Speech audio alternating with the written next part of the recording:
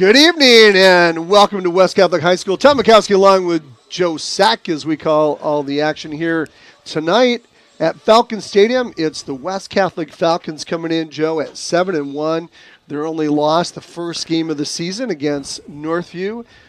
Rattled off 7 straight wins. They've had a great season. They face off against a really strong Zeeland West Ducks team, Division 4 team. We're Division 5, so again playing up. And you and I were talking before the broadcast here tonight, going, when's the last time we played a Division 5 team in the regular season?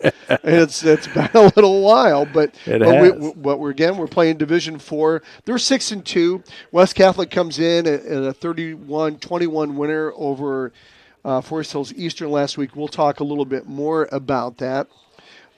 Zeeland Ducks come in with a 62-6 win over Wyoming. Well, let's just not forget, they're the defending Division 4 state champion, too. We should not forget that. Let's just not forget. Yeah, they've got a crown that's that's needing to be knocked off, I believe. Yeah, that's right. Well, there are only 2 losses on the year against a really good Whitehall team. Yeah. And I believe Whitehall is D5. They are. But they're one of the best teams in D5, too. 35-28. Was the score there, so they lost by a touchdown. And then to Unity Christian, they lost by a touchdown 3 weeks ago, 14-6. So, again, 2 really close losses, but this team can really put up points as the 62-6 win last week can attest to that. Absolutely. And gone is the era of John Shalito. Right. John, he retired last year on top, right? What a way to go! That's the best after way a state to go championship, out. And he's a legend. I mean, this school's only been around since 2005, right? Yes. And in those 20 years, they have 5 state championships. Let's roll it every 4 years, and we bring up another big trophy, right? It's amazing. A lot of success at this school. I wonder how the neighbors at Zeeland East, that campus, if you've been out on the campus, those high schools are right next to each other. Right across the street. That they share the same stadium. I wonder how they feel. But man, just a tremendous program, is like you say. Phenomenal program. So it'll be a big matchup. It really will. It certainly will, and they certainly haven't lost a beat this year. Looking at the rankings, West Catholic comes in number 3 in MHSAA rankings. So this is not the the point system, but just their rankings that they do on a weekly basis. Again, behind Catholic Central, who's number 1, and then of course number 2, Frankenmuth, who's always in the mix because they got an amazing program as well. Let's take a look at. Well, you want to look at points right now too, Joe? Is that a good time? Why not? I mean, we're close enough to the playoffs that we may just, I've been. This is my time of the year, right? I like to do the deep digs and figure out what's really happening. So, Grand Rapids West Catholic Central, of course, at 8-0, they're at the top of the point standings, the MHSAA point standings. A couple years ago, they changed to a point structure. It used to be if you got 6 wins, you were in, or less, depending on strength of schedule and up to the discretion of the MHSAA, right? Like West Catholic. I can't remember what season was, 2000 and nope, it was 2016, I believe, where 15-16, where we started off at 15 fall at 1-4, and then ran the table for state championship. So, anything can happen. So now we're on this point structure, and there's a whole formula to it, and you can check it out on the MHSA website. It's quite a read. Grand Rapids West Catholic comes in at 7-1, and they're at 58.625 points. So a good bit, 14-plus points behind Catholic Central. Behind us is Pontiac Notre Dame at 55.375, then Frankenmuth. They're at 7-1 at 55.250. Now you take a look at Frankenmuth and the difference between Pontiac Notre Dame Prep at a 6-2 team, right? It's all about strength of schedule. You get more points when you play up divisions, and you play against quality teams. Quality teams, because you get more points for their wins as well. That's true. So outside of that, Frankenmuth at number 4, Romulus Summit Academy North at 7-1, Saginaw Swan Valley, that's a familiar opponent for us. Right. Richmond at 7-1, Ogama Heights, that's over in West Branch, they are 7-1, Ann Arbor, Father Gabriel Richard at 8-0, but they're all the way down in 9th. And Monroe Jefferson, Detroit Southeastern. This is a year where D5 has got a lot of strength on the east side of the bracket, which usually isn't the case. But this year it seems to be. Armada is another one. Whitehall, now we're finally, into the West region. Whitehall at 5-3. Again, strength of schedule, but they're down here about 12th, right? 13th. You've got Clare in there at 6-2. Here's Michigan Center, Little Michigan Center down in Lenawee County or Jackson County. Right? Yeah, so they're 8-0, but they've only got 43.875 points, and they're down at 15th. So Kingsford and then Berrien Springs kind of round out top 17. So which we know Berrien Springs, too. Absolutely. In the past. So it's fun always to look at Snooze to You, right? The website Snooze and the number 2 and then to You, and they do a really neat prediction of what the playoffs are supposed to look like beginning in week 4. They do a neat thing after week 8 based on wins and losses. They call it week 8.5, and it shows that Catholic Central quite possibly would be playing Muskegon Oak Ridge. Okay. And up until that point, it was West Catholic playing Muskegon Oak Ridge. Which we did last year. Right, and then based on wins, potentially West Catholic playing Whitehall next week. Now, This is all fiction until we get to Selection Sunday, and the MHSA has their final say.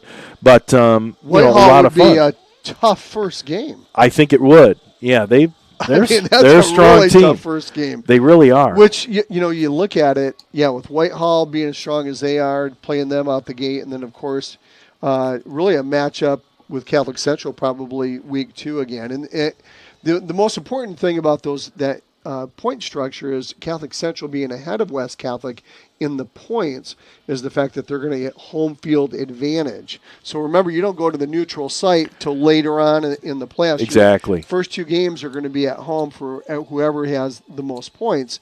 And so Catholic Central would be able to play at home first game. And then if we were to match up against Catholic Central, we would be going to Catholic Central this year, where the last couple of years Catholic Central has had to come to West Catholic.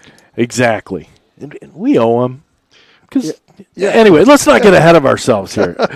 On the west side of the state, West Catholic would be a Region 2 team, District 1. District 2 would be Kalamazoo Hackett, Dowagiac, Berrien Springs, and then Wyoming Kelloggsville. Looks like they're going to be in 2.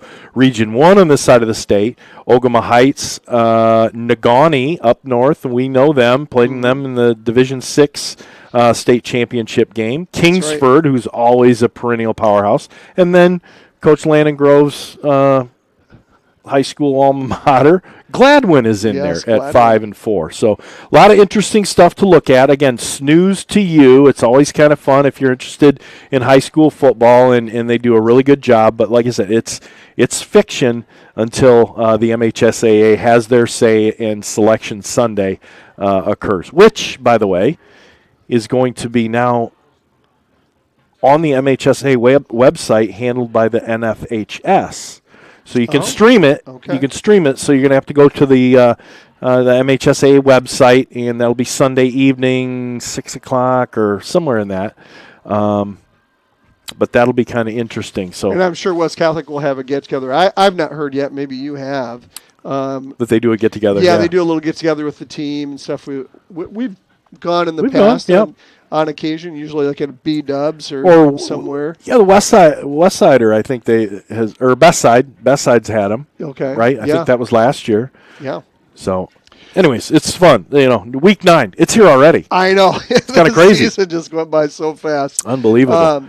As we continue on with Fox Blues pregame show, I don't want to stop the playoff talk right now, but in Division 5, there's a lot of big games still. Frankenmuth is at Armada, and Armada is 5-2, so they're ranked. The big one, if we didn't have a game tonight, something happened. right? I would be over in Hudsonville because Pontiac Notre Dame Prep, D5, all right, they are playing Unity Christian, 8-0 at Hudsonville. That's going to be a great game. That's a monster. Pontiac Notre Dame Prep beat my alma mater in a shootout. It was like, I don't know, 62-39 or something crazy up at Traverse City St. Francis a couple weeks ago. And so they've got a tremendous team. They have for the past few years. Taking a look again on the other side of the state, Ann Arbor, Gabriel Rashad, they're 8-0 in D5. They play a D8 opponent, school with 200 and some odd kids in it. Allen Park Cabrini, they're 8-0, but they're a Division 8 team. Okay, but guess where they're playing? Ford Field. Really? Ford Field tonight. How about that? How's that happen? Wow. So pretty neat. D5 8-0 versus D8 8-0 at Ford Field tonight. Swan Valley at 7-1 playing Bullock Creek. And then here's one that the potential of West Catholic opponents, Whitehall D5 at 5-3 versus 8-0 D4 Portland Red Raiders. That's a biggie right there. That could affect some things to the playoff structure for Division 5 and West Catholic. And then another potential round one opponent would be Muskegon Oak Ridge. They're 5-3, and then they're playing North Muskegon, which is a big battle over there. They're both, miles from each other, and North Muskegon is at 6-2. They play at Oak Ridge tonight. So a lot of implications for this side of the state, the other side of the state. Big game still being played on Week 9. Now, what are the odds if we play Muskegon Oak Ridge again this year in the playoffs? What are the odds that somebody from the International Space Station listens into our broadcast like they did last year? I don't know. Did that make that to Snopes? Did they vet that whole thing? Because that was pretty... We were surprised. We were. But then somebody said, you just had your leg pulled. And I don't know. No, well, we looked up. The guy is an astronaut. guy is an astronaut. And his kid was on the team. The kid was on the team. So, I mean, Space station, football. Yeah, why not? The internet's come a long way. I mean, you're a lot closer to the satellites up there, right? Exactly. So, I want to thank everybody again for joining us on the Fox Pools pregame show. And let's go into last week at West Catholic. Yeah, so for West Catholic. Yeah, so last week, of course, West Catholic with that 32-21 win against Forest Hills Eastern. We want to congratulate the conference champions. Did you take that picture? Conference champions. I wish I could say I did. I did not take that picture, but I did get that off of the West Catholic website.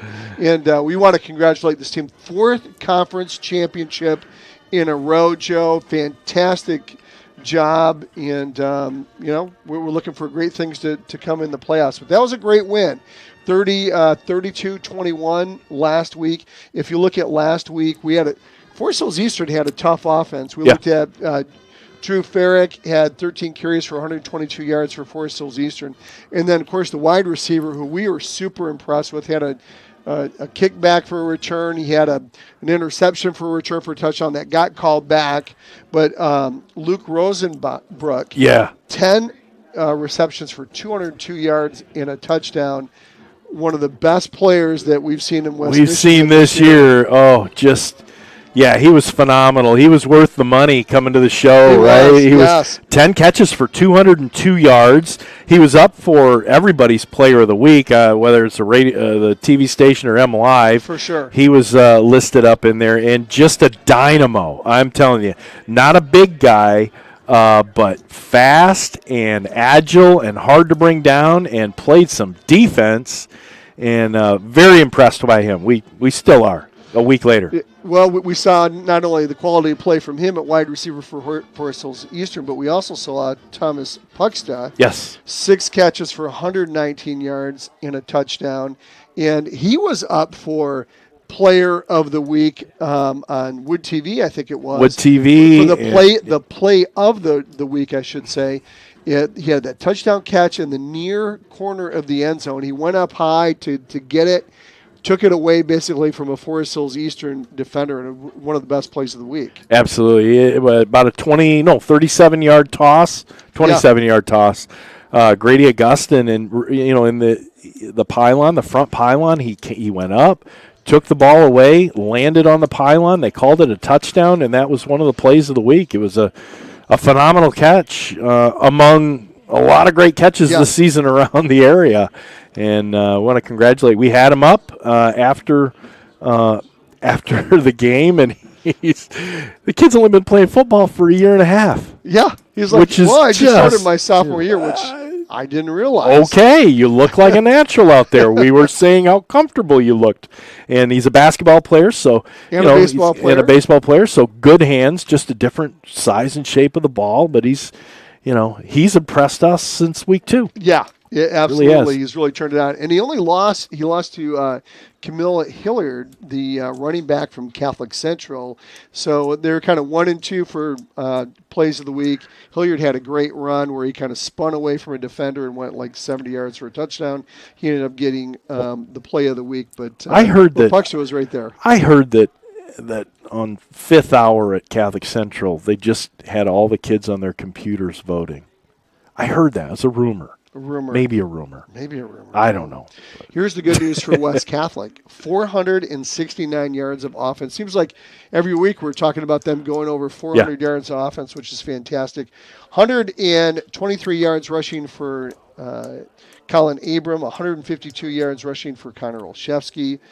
Grady Augustin had a nice night. Yeah. 187 yards. He was 12 for 18, had a touchdown. Did have a couple interceptions. We do want to cut down on the interceptions for sure heading into the playoffs. I'm sure.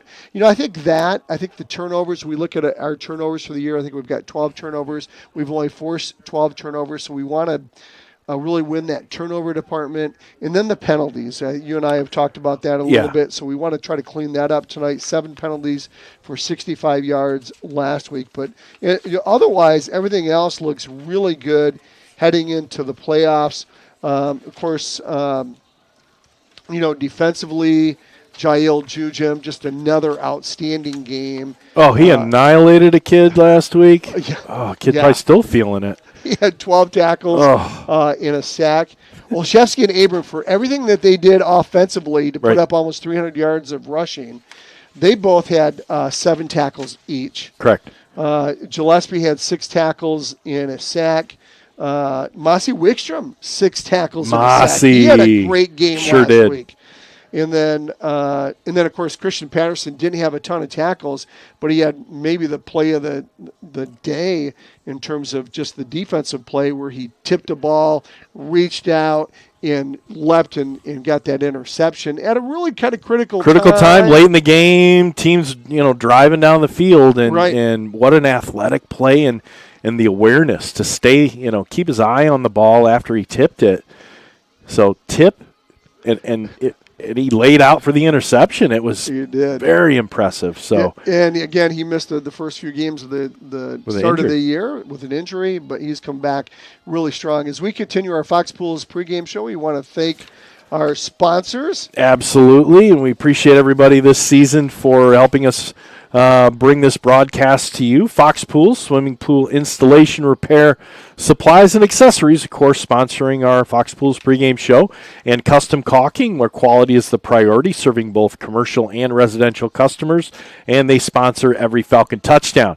By West End Body, the West Side's best collision repair, sponsoring our West End Body halftime show. And by Frank's Market, fresh meats, kielbasa, and so much more. Paget Business Services, small business experts for accounting, tax preparation, and payroll. Duba Attorneys at Law, simplifying the legal needs of businesses and individuals throughout West Michigan. By Shaner Avenue Nursery, landscapes from concept to completion. Moore & Sons Roofing, your certified local Owens Corning roofing contractor. By Realtor Melissa Homewood and the Lash Group of Epic Realty, your real estate done right. And by Culver's of Comstock Park, Cedar Springs, Cascade, and Lowell. Welcome to Delicious. And Lamoureux Farm Markets and Cowlicks open daily year-round on Lake Bella Vista in Rockford. And, of course, your Falcon Touchdown Club, organizing and funding the best high school football program in the state of Michigan. Awesome. Thank you all. Thank you all. Absolutely. Let's talk about the season leaders. I always love to do this, and now that we're at the end of the regular season. For the season, leading rusher, no surprise, Connor Olszewski, 780 yards. That's it?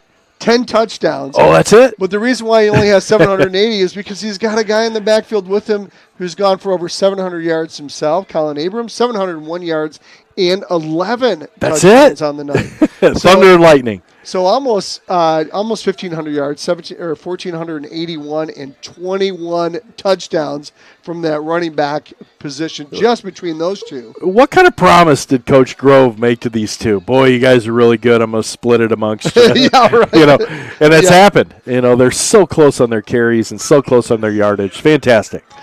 Grady Augustin, 1,526 yards, so he went over that 1,500 mark last week. Right. And he's got 12 touchdowns on the year. And then Thomas Pucksta, 497 yards. Let's look for him to go over 500 yards on the season tonight. And he also has 5 touchdowns. So between those four guys, Olszewski, Abram, Augustin, and Pucksta, you've got a total of 38 touchdowns between them. How about that? That's pretty darn good. That's good for the four of them. Yes, it is. Defensively, Giles Jujem, he has 76 tackles and 7 sacks, so that leads the defense.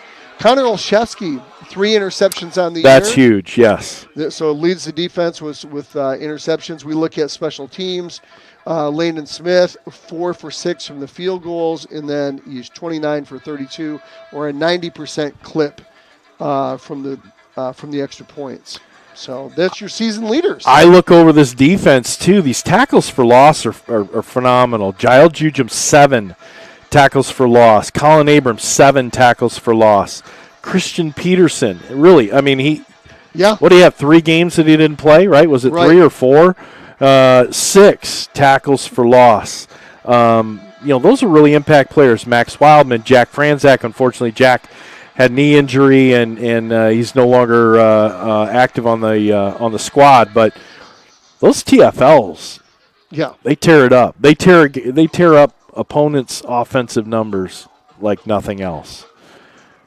Yeah, and even though they're not a part of the season leaders, they don't have an opportunity, for the stats here. You really want to give a special call out to that offensive line. Yes. There's a reason why those running backs have gone for 1,500 yards.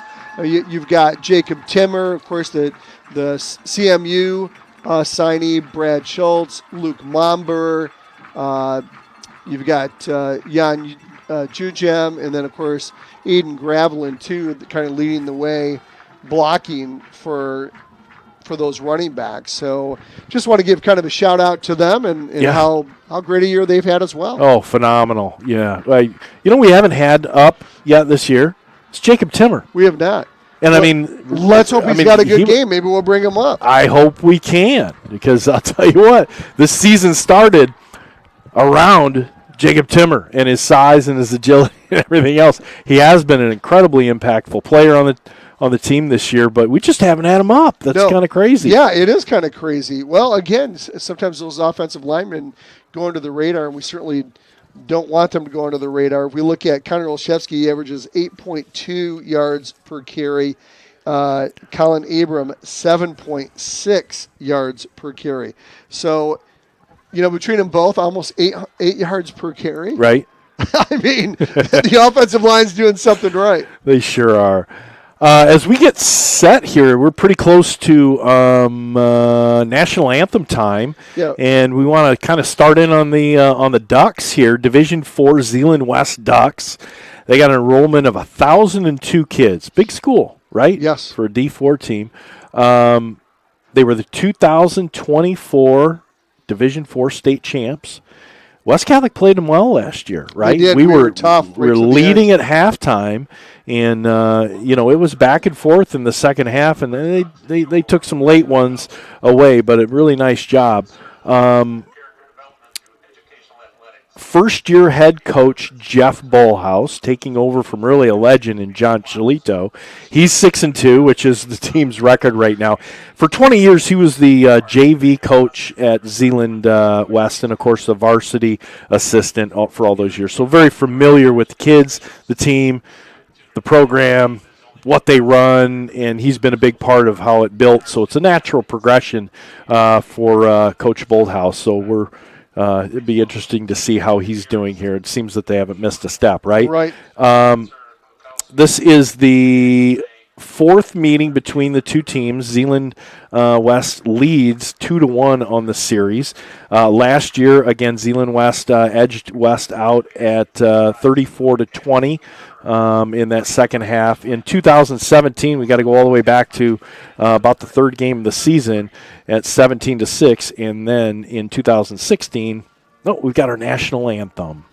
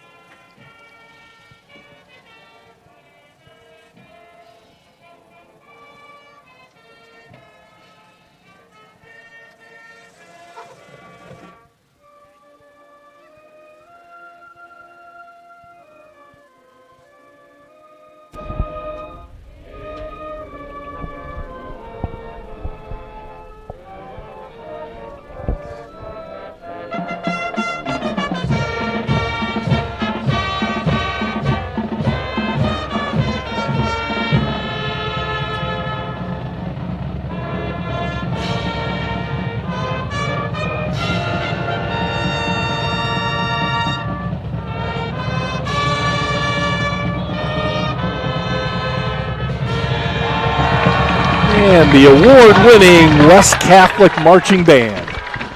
Nice job, guys.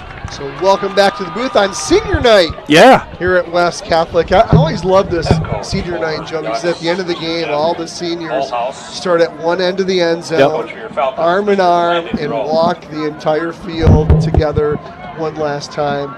And just a lot of fun to watch. It is. It's really good. Okay, going back to Zeeland West.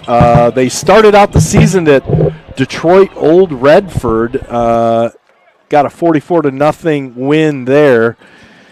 September 5th, West Ottawa, huge game there. Just eking past West Ottawa. And West Ottawa team really on the rebound. Last play of the game, 27 yards out. Yeah.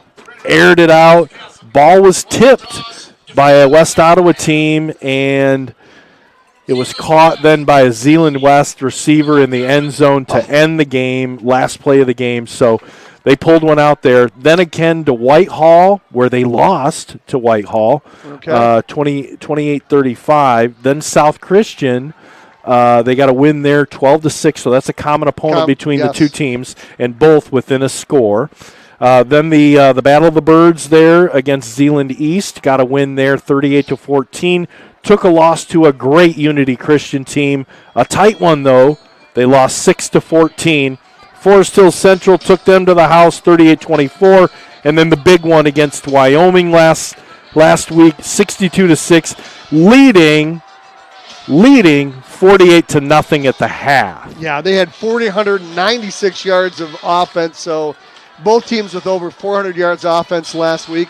Let's see if the sparks fly again tonight, Joe. Make no mistake, you're going to get a huge dose of running the ball by the Ducks this evening as we get ready for kickoff. Landon Smith is up. Here's the run-up and the kick, and he's kicking it to the far side of the field, rolls into the end zone, and that is going to be a touchback. The Ducks are going to get started out the 20-yard line. All right. Well, let's cut to the action, Joe. Cut to the action. Cut to the chase. Cut to the chase. All right. Thanks, everybody, for joining us on the Fox Pools pregame show. Fox Pools, swimming pool installation, repair, supplies, and accessories. Falcons are going to start out on defense.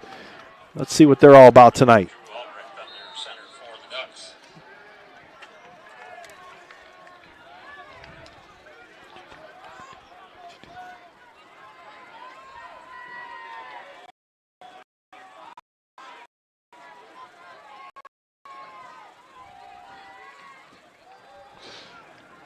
Handoff up the middle. We're going to call this a lot tonight, Joe, with this offense. Yeah, they play the power T and always have. This is it's a variation of the wing T. You're going to have to cover all potential ball carriers. And that run game will lull the defense to sleep a little bit, and right at that point, they will rear back and hit one of their tight ends or their running backs, and it's a real surprise when they do pass the ball. Zeeland West will get under center. Hand off to the first guy through over to the right side, getting up to the 30-yard line. Going to be close to a first down, Joe. Brandon Holman, the ball carrier. Deacon Parslow and Peterson on the tackle there. Yeah, Holman's really put this team on his back this year. It's been quite the running backs, had some big runs, and a lot of 100-plus yard games. Drew Albrecht's the quarterback, junior quarterback. He's in shotgun formation this time. He's going to get it, and he is going to foul a lead block. And no, actually, they're going to snap it to number 6. Actually, it's Brandon Holman again. So a little bit of direct snappage. Yes, direct snappage. We don't need the quarterback. We don't need. Let's snap it to the running back. Cam Inbody got a little bit of a hand on him to upset his run there, and Jael Jujum got a piece of him too. You know, anytime you take the middleman out, it's more efficient, right? Sure, I think. Right. We'll see how often that happens. As Albrecht goes in shotgun formation with Holman. They're both getting ready to receive it. This time handoff to Holman over the right side. Fights his way for about 3 yards. Interesting how both, the quarterback and wide receiver line up next to each other, both with their hands out. Yeah. I mean, they're ready for the ball. Ready for the ball. Yeah. You don't know who it's going to And they carry their fakes out very well. Again, just like the wing T offense. And look at, you've got the quarterback, Drew Albrecht, going to the sideline, using up clock. It happens. This is going to be a very short game. We'll be out of here by 8:15, Tom. Full backfield in the T formation here. Albrecht, third guy through over the left side, fighting his way close to a first down. This is almost like, as a defense, it's almost like defending the tush push. Yeah. Every single play. Every play. Like, you just have to get guys down. Did you see the thing with Minnesota Vikings where they were defending the Eagles a couple weeks ago? Yeah. And the way they defended that and had a guy basically almost flat on the ground. It's like nobody's getting lower than me. I'm like almost on the ground, pancake. You have to run over me. You got to go over me. What a sacrificial deal there. Right? Oh, right. Exactly. Albrecht gets under center. He'll roll left. No, he'll hand it off.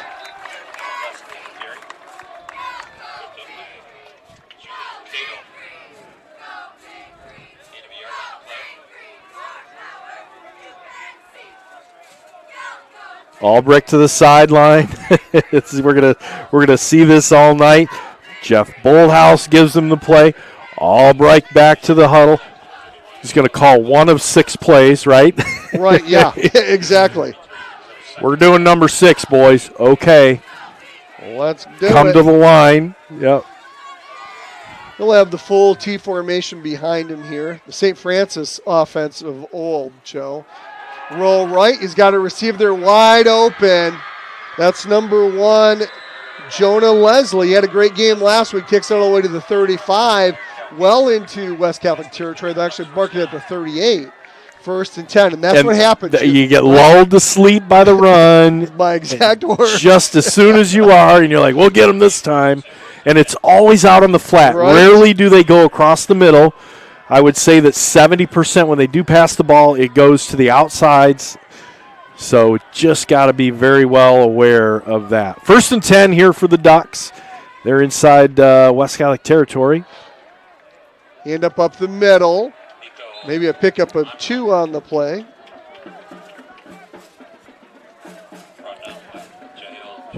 West Catholic defense doing some substitutions. Max Wildman, Jacob Timmer back in. So they're going to try to keep contain on these edges with Max and Jacob. We're at the 7-minute mark in the first quarter, final game of the season. West Catholic, we're scoreless against Zeeland West. Here's a snap. Albrecht hands it off to the first man through. That's That is again Brandon Holman, the junior running back. So now we've got first, third, and long for the Ducks. Right. 3rd and 10, ball's at the 38-yard line. Let's see, West Catholic defense doing a nice job on the first 2 plays of this set. And here come the Ducks. Albrecht, shotgun. Going to be a direct snap. And it's going to be a first down, isn't it? Number 6, Brennan Holman again, junior running back. Great gain there. Maybe he's a little bit short. Going to be 4th and maybe a yard. Yeah, 4th and a yard. And they're hurry up. They're getting right to the line. I thought he had enough for a first down. Oh, it is. It is. They gave him the first down. A lot of confusion down there between the stripes. Okay. And now they're going to roll the clock. Here we go. Holman versus Albrecht. Holman gets it again. He'll go over the right side. Nice pickup of about 6 on the play there on the far side of the field. Going to bring up 2nd and we'll call it 5. Yep. I mean, any team will take a 5-yard run any time of the day. Oh, yeah. Right? Yeah. Yeah, especially when you're a running team.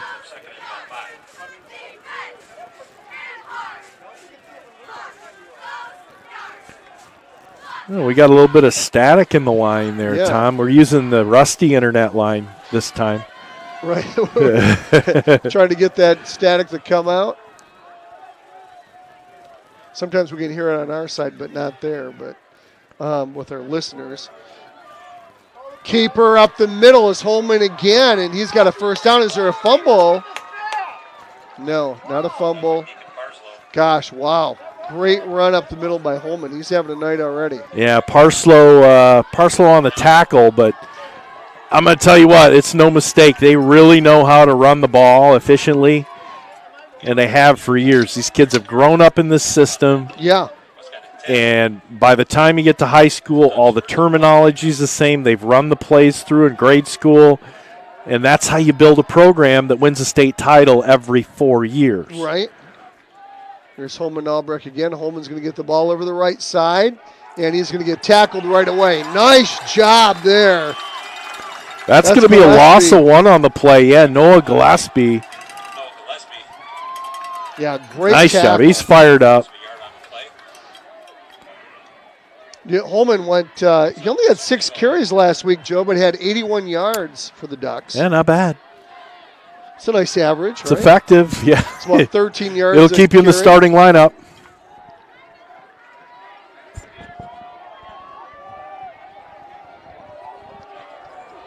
We're going to stay with the same backfield right now. Up the middle. That's going to be Jonah Leslie, who lined up in the backfield this time with Holman. So 2 running backs back there. Everyone's just interchangeable. Yeah, it is. It's, these are all direct snaps to the runners. I mean, we saw it for years with Menominee, right? Right. And just a different variation of the wing tee. They call this the power tee. You got to run the ball. You got to make your blocks for a fraction of a second. And it's very timing related. You see Albrecht back in there now. Holman off to his right. He'll fake it. He'll roll left. Looking downfield. He tucks it and goes, and he's down at the 5, and he gets hit hard. Oh, huge hit by Jacob Timmer. Jacob didn't move. Hey, he keeps hitting like that. We'll bring him up here. Did you see him square up? He just yeah, and Albrecht just went down. He was looking to throw. This is a huge play in the first quarter. We're at the 2:43 mark already in the first, so that's how fast it goes when the clock doesn't stop. All you're doing is running the ball. They did throw the ball once, and it was completed. But 0-0 is your score. 2:32 left in the first. Big 4th down play. 4th and goal at the 4. Ducks have it. Roll right. Throws it in the end zone. Touchdown. So they roll out the old pass play. That went to Jonah Leslie. Very effective. Not bad coverage for the Falcons, but the ball was fed in there. And you know, we said this, you know, Drew Albrecht, he's one of the really the non-traditional quarterbacks at Zeeland West who can throw the ball quite well. I mean, this year he won a game, you know, early in the year against West Ottawa on the last play. Now, this is a thing that Zeeland West does. They go for two pretty much exclusively. So let's see what they can do on the 2-point conversion. Albrecht at home, a direct snap to Holman. He'll go over the right side, follow the blocks, and he's in. He is. He is. So there's your 8 points. And boy, did that chew up some clock. 2 minutes and 15 seconds left in the first. I mean, that's Zeeland West football. Yeah. Man. Let's just do a 10-minute drive, and let's keep the ball away from you. You can't score if you don't have the ball, right? Wow. So Albrecht to Leslie for the touchdown. We may have 5 possessions all night. Like you said, we might be out of here by 8:15. And that's after the post game. And then the 2-point conversion, and all of a sudden it is 8-0 Zeeland West. It's pretty much what we both expected to happen on this first drive, right. I think, you know. And this is going to be a progression. It could come down to the who's got the ball last, you know, tonight. Very easily. Hey, give us a call. Give us a shout out. Let us know you're listening. Not a call. I'm going to text. Sorry. Yeah. Give us a shout out. 616-262-9270. 616-262-9270. And hit that share button. Copy and paste that link. Let your friends watch this game. Going to be a good one here at West Catholic. Zeeland West just hits a little squirmer down to the 37. It gets covered there. So West Catholic's going to have good field position. That's an interesting kick there. As Gottlieb covered it up. Yeah. I want to say hi to Dawn. Dawn's listening out there. She says, "Ooh, you guys got video." Oh, yeah. Like, yeah, Dawn, we got video. Where you been? Yeah, we've got video for sure.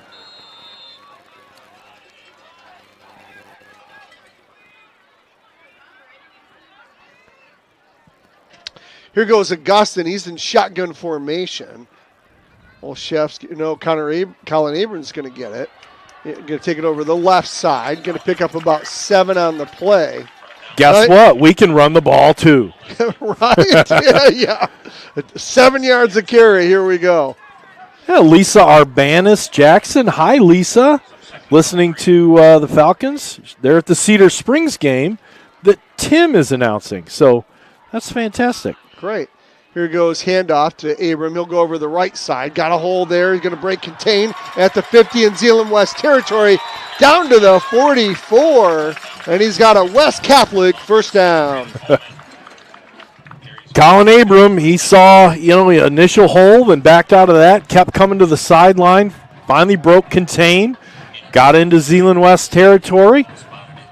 Ball's at the 44-yard line. And West Catholic's got something to talk about on the ground. So we take a look at the offense for West Catholic. And they had Colin Abram in there at running back to start rather than Connor Olszewski. Yeah. Here goes Augustin. He's in shotgun. He'll send 2 left, 2 right as they go left to right on your radio dial. Fake handoff. Going to be a quick hitter to Cal Peterson out here inside the 40 down to the 36. Going to be only just a couple yards short of a first down. Nice 8-yard pickup on first. Very much a possession throw and a great job and nice yards after the catch by Cal Peterson. Picking up almost 9, yeah. Finally brought down by Ethan Malik. 3 guys in the backfield now for West. Quick pitch. Oh, on the ground. Cato picks it up. And he gets back to the line of scrimmage. Luckily. Yeah. Boy.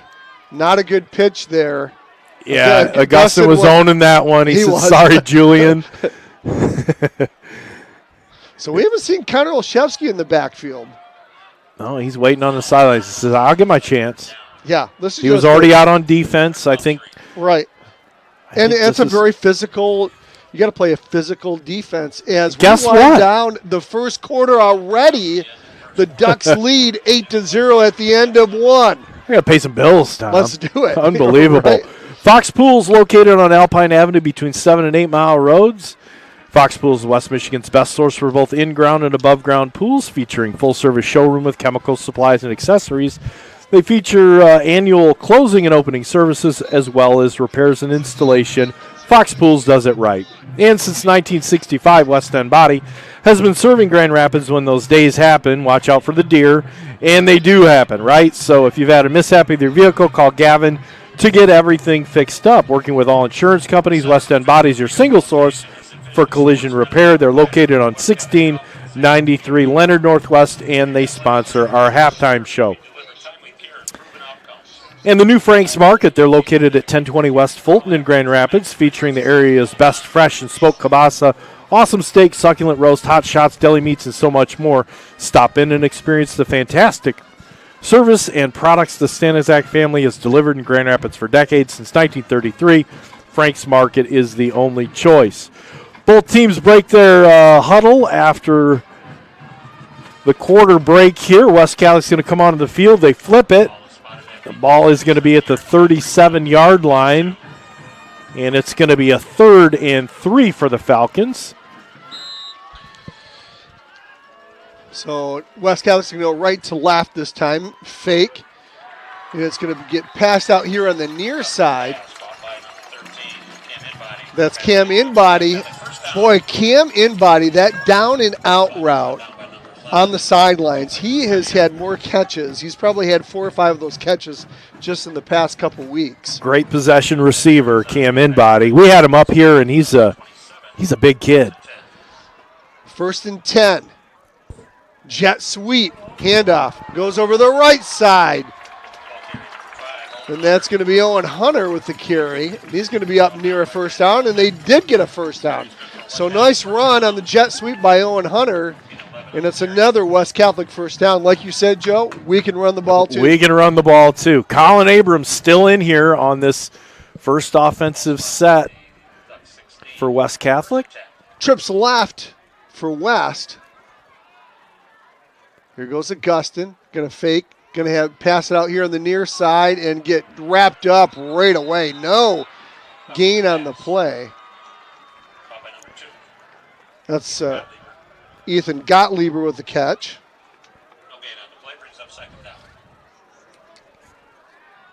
So no gain on the play. 2nd down and 10 for West.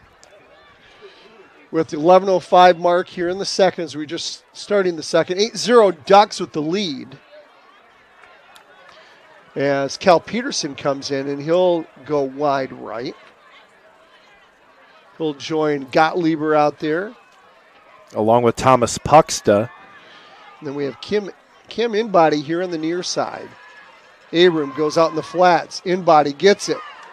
And he's going to go forward to the 11-yard line. Nice little pickup on the play, but it only picks up maybe, 4 or 5 on the play, Joe? Yeah, it's going to be in 3rd and 5 now. So 3rd and a long 5 for West.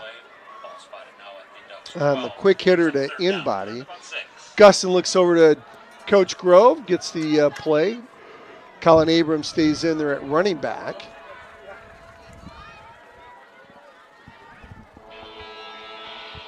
So Inbody and Peterson here on the near side as they operate on the near hash. Got Hunter and Puxta out to the right. Here goes Augustin. Look in the end zone. He's got a receiver. Cal Peterson. Touchdown, West! 12-yard touchdown. First custom caulking touchdown of the night. Grady Augustin to Cal Peterson deep in the end zone. And West Catholic responds to the Zeeland West Ducks with their own touchdown on their first series.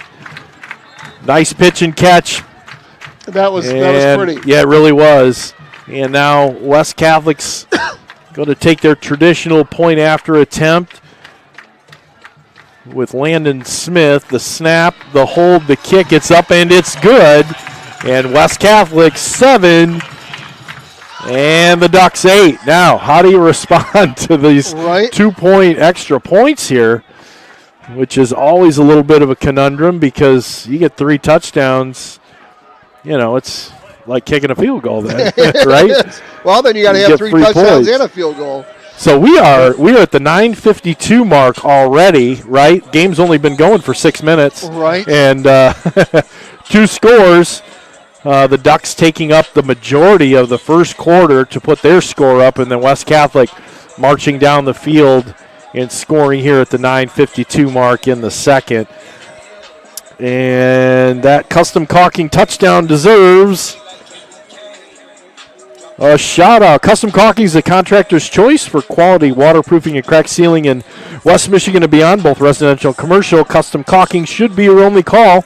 On-the-spot color blending and friendly service is what to expect from Custom Caulking. And the Norder family proudly supports West Catholic football and all Falcon athletic programs. Here goes Landon Smith kicking off to the Ducks. Here's the run-up and the boot. Nice high kick. Taken at the 11-yard line, up across the 20, 25, 30, 35. Nice return there. That's number 6. Again, Brandon Holman, the junior running back. He's going to bring that ball all the way up. Let's see, they're going to spot it. It looks like the 39-yard line. So pretty good run back and good field position for the Ducks as they start off their second series of the night.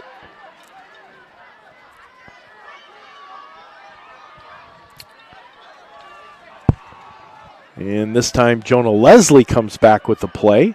Get a little penalty on the play. Yeah, looks like the Ducks jumped. That's going to cost him 5 yards. Big number 68. A tackle there. Let's see, that's Jace Henry. So we take a look at the defensive starters for West. That whole first possession went by so fast. We didn't even know who's playing out there. Who's out there? Who's out there? So, of course, you got Olszewski and Peterson in the backfield. Jujem, Parslow, and Abram and Hunter Price are your linebackers. Kim, Inbody, Jujem, Ewald, and Patterson out there. Get a direct snap to Holman. Going to pick up a couple on the play. Boy, those 3-yard gains are fantastic on 1st and 15. Yeah, right. Keep doing it, guys. Right. Keep it up. Jan Jujem in on the tackle there.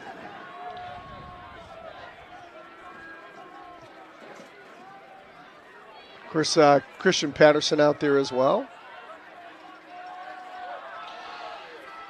So here goes shotgun formation again. The 2 backs there. And a trip in the backfield. A little bit of a slip. Yes.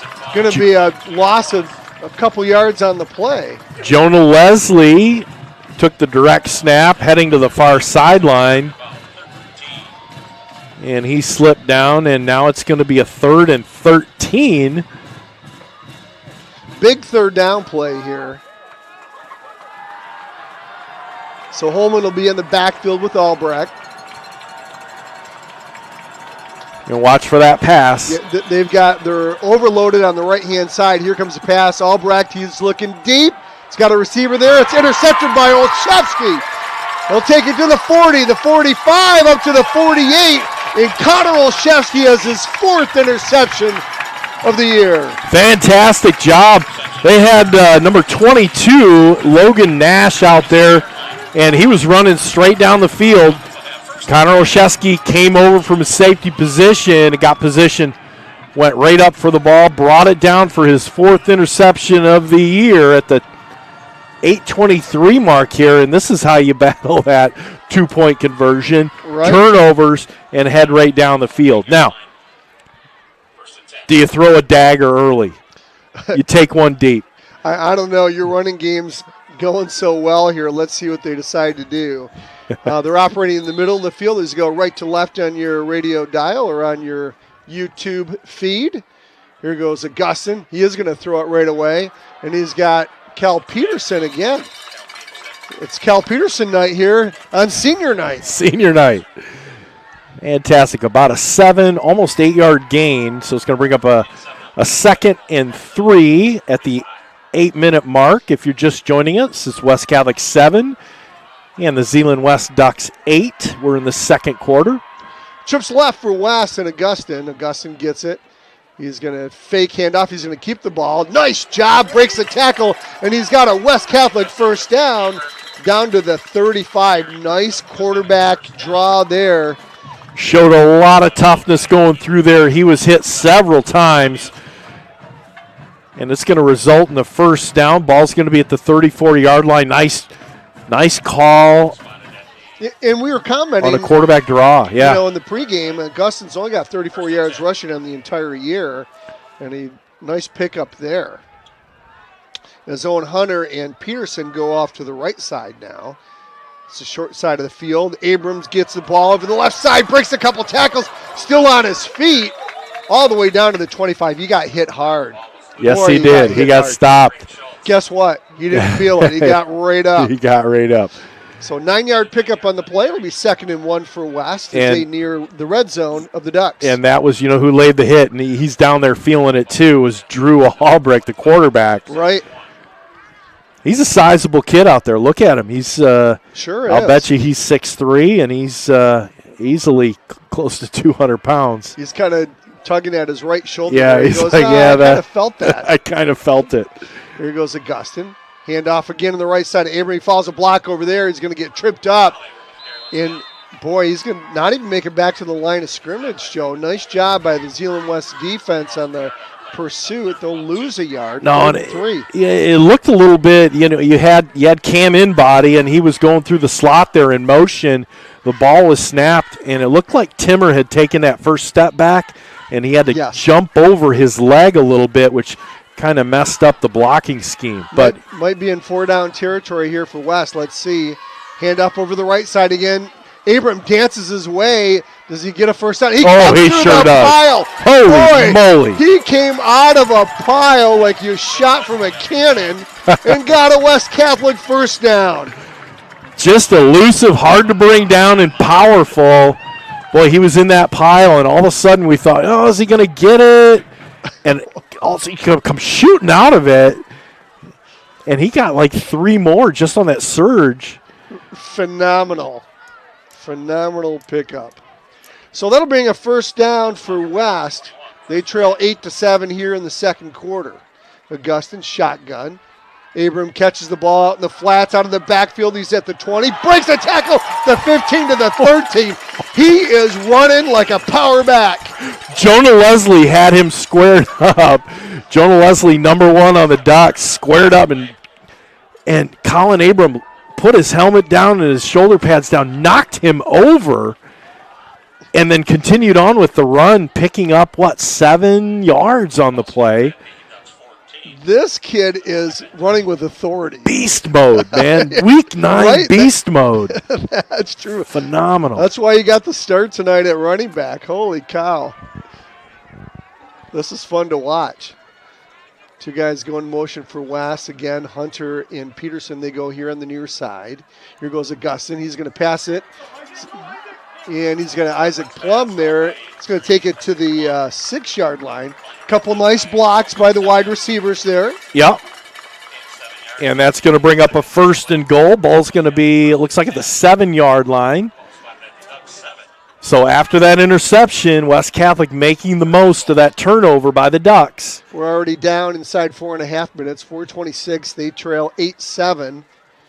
Does West. This game's going to go by so fast, our car's going to still be warm when we get in it. Right. Unbelievable. Gustin will stay in shotgun with Abram off to his right. He'll hand off to Abram. He's got a big hole on the left side. Breaks a couple tackles. He's in. Touchdown West! Colin Abram from 7 yards out. Second custom caulking touchdown of the night. Colin Abram from 7 yards out, coming to the near side. And he took some hits. He laid some licks, and he got across the goal line. Now West Catholic takes a lead here, 13-8, pending the extra point by Landon Smith. Joe, I think we need a new statistic. Sure. Broken tackles. Okay. Because Colin Abram in that possession. Yeah. How many tackles did he break in that possession? I think Had to 4. be at least on the entire possession. On the drive, yeah, probably 12. We got a quick flag here, and that's going to go against the Ducks. That's going to be half the distance to the goal for the Falcons. Do they go now, for at this 2? point, do you go for 2? I'd still go for 1. I'd go for 1.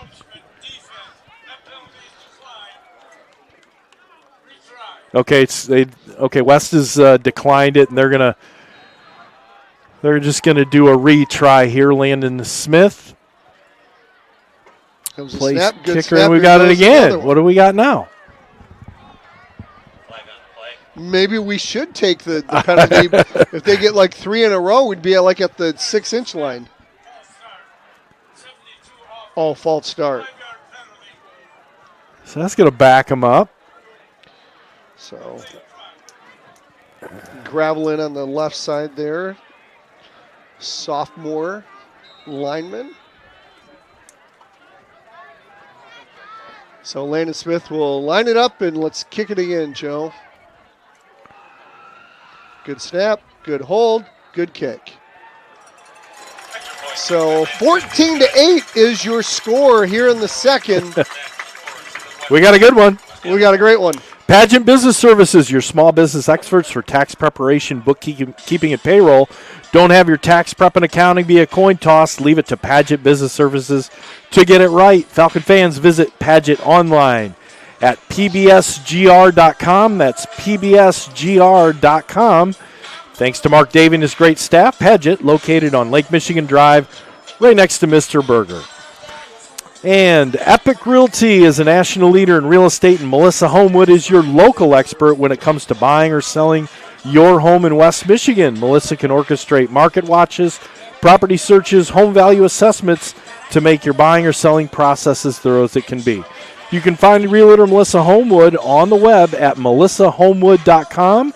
That's melissahomewood.com. Melissa Homewood, the Lash Group, and Epic Realty, your real estate done right.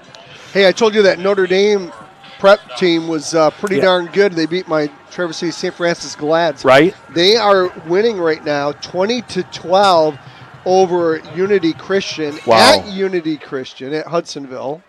Here comes a kick. It could be fielded at the 9, 15, 20, 25, 30. And Holman takes it all the way to the 43. That kid's a great runner. That's why he's in the backfield getting all the carries he is. Well, yeah, I'll bet you we see. In the third quarter, Joe. I just wanted to say they started early. Notre Dame prep. They did. Unity. So they could drive home. I would guess so. I would have guessed so. So I'm guessing they started probably at 6 or 6:30. So who's feeding you the scores? Groomsy. Groomsy. All right. Statistician. Who else? Statistician. The statistician. Do we have anybody mobile tonight? Julie Woodruff is going around in the 1979 Gremlin, the purple Gremlin she has. And so she's getting some of the scores in West Michigan as Holman gets the ball, and he'll carry it about 4 yards on the play. 2nd and 6 for the Ducks. Another scores from around the area. Cedar Springs 7, Coopersville nothing. They're in the second. Catholic Central 7, South Christian nothing. They're in the second. Portland up on Whitehall 14-0. Rockford 21, West Ottawa nothing in the second. And we'll get to some more here in a moment. Here goes a full backfield for Zeeland West. And taking it up the middle is Jonah Leslie. He'll pick up about 3 on the play. Brings 2nd down in short. Again, Julie Woodruff doing a great job getting around, getting all these scores for us. Yeah. Appreciate that. Here's a big one. I didn't realize this. Muskegon Big Reds are playing Cincinnati Moeller tonight. Wow. And Coach Dan Roan's Warren De La Salle team has to go all the way down to Cincinnati Elder. And Elder is the best team in Ohio this year. So remember, we lost to Elder last year, the first game of the season, as the Ducks pick up a 1st down over the right side. Nice quick hitter by Holman. Boy, he's getting his action in tonight. It's the Holman-Abrams show. Right. Ha! Ha. Holman Abrams Show. Thanks again for joining us. Tom Mikowski along with Joe Sack as we call the action here at Falcon Stadium. Got a great one. 14-8 is your score. West Catholic over Zeeland West at the 2:20 mark here. Here comes a rollout to the left. And guess what? He finds Holman for a first down. Kid does it all. Runs back, kicks, runs the ball, gets it, catches the ball out of the backfield. Whatever you need, Holman. He's everything. He's got this team. Connor Olszewski finally knocking him out of bounds and making him pay for that catch on the far side. 2 minutes, 13 seconds to go here until halftime. Join us for the West End Body halftime show, if you will. But it's been the fastest first half of play we've had this year. Absolutely. Without a doubt. Yeah, for sure. Here goes Albrecht under center. Full backfield behind him. T formation. Quick hitter up the middle is number 21. His first carry of the night. That's Logan Nash. And he's going to have a great pickup here on first down. Going to pick up about 7 on the play. Maybe let's call it 8. Second down in a short 2.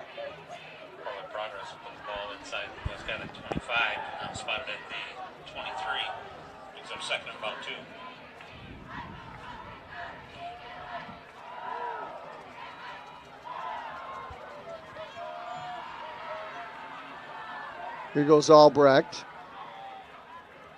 Going to fake it to Holman. Going to roll right. He's got a receiver there and completing it. It's number 1, Jonah Leslie.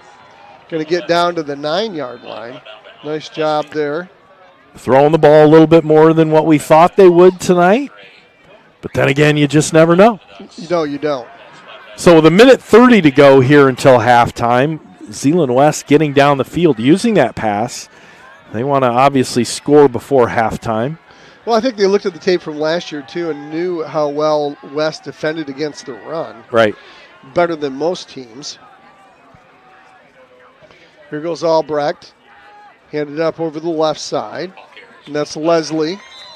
Leslie's going to pick a couple up on the play and bring up 2nd and goal for the Ducks as they're going to take their first timeout at the 1:20 mark here in the first as they trail 14-8. Hey, Duba Attorneys at Law with law offices in the Amway Grand Plaza Hotel. The Dubas specialize in business transactions, mergers, and acquisitions, real estate, and estate planning. A true West Catholic family of students, coaches, boosters, and volunteers. Let Chris and Don Duba help with all your legal needs.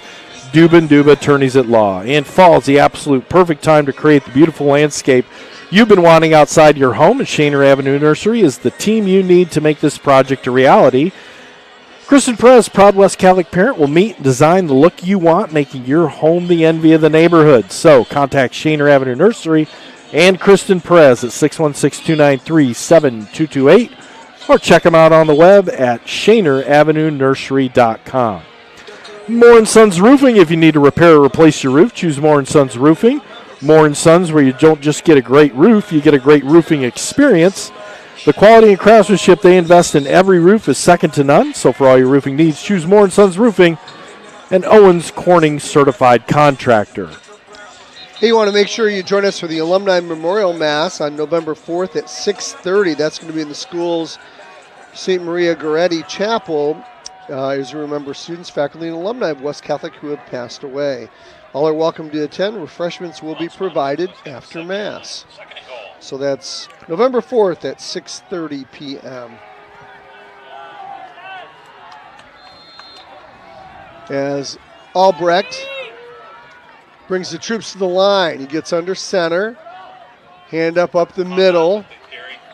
That's going to be number 21, Moncone. That's a tough name, Nico Moncone. Yes, right? Nico. So again, timeout for West Catholic to be 3rd and goal.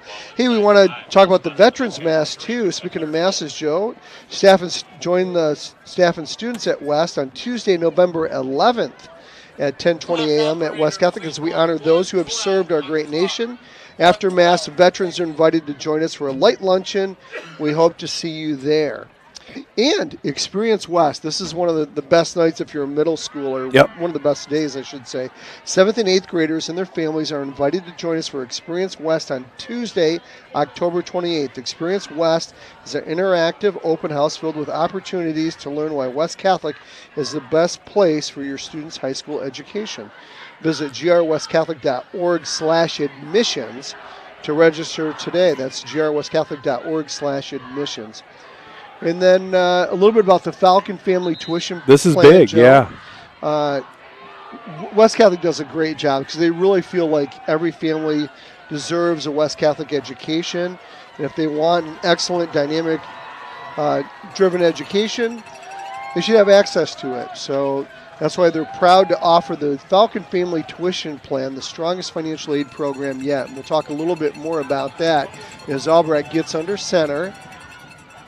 He's going to quarterback keep it, and he's in the end zone. No, he's got a receiver there, number 6, Brandon Holman. So Holman touchdown, and that's going to tie the game up pending the extra point. So with that Falcon Family Tuition Plan, this plan ensures costs will never stand in the way of your student becoming a Falcon. You can learn more at grwestcatholic.org/admissions.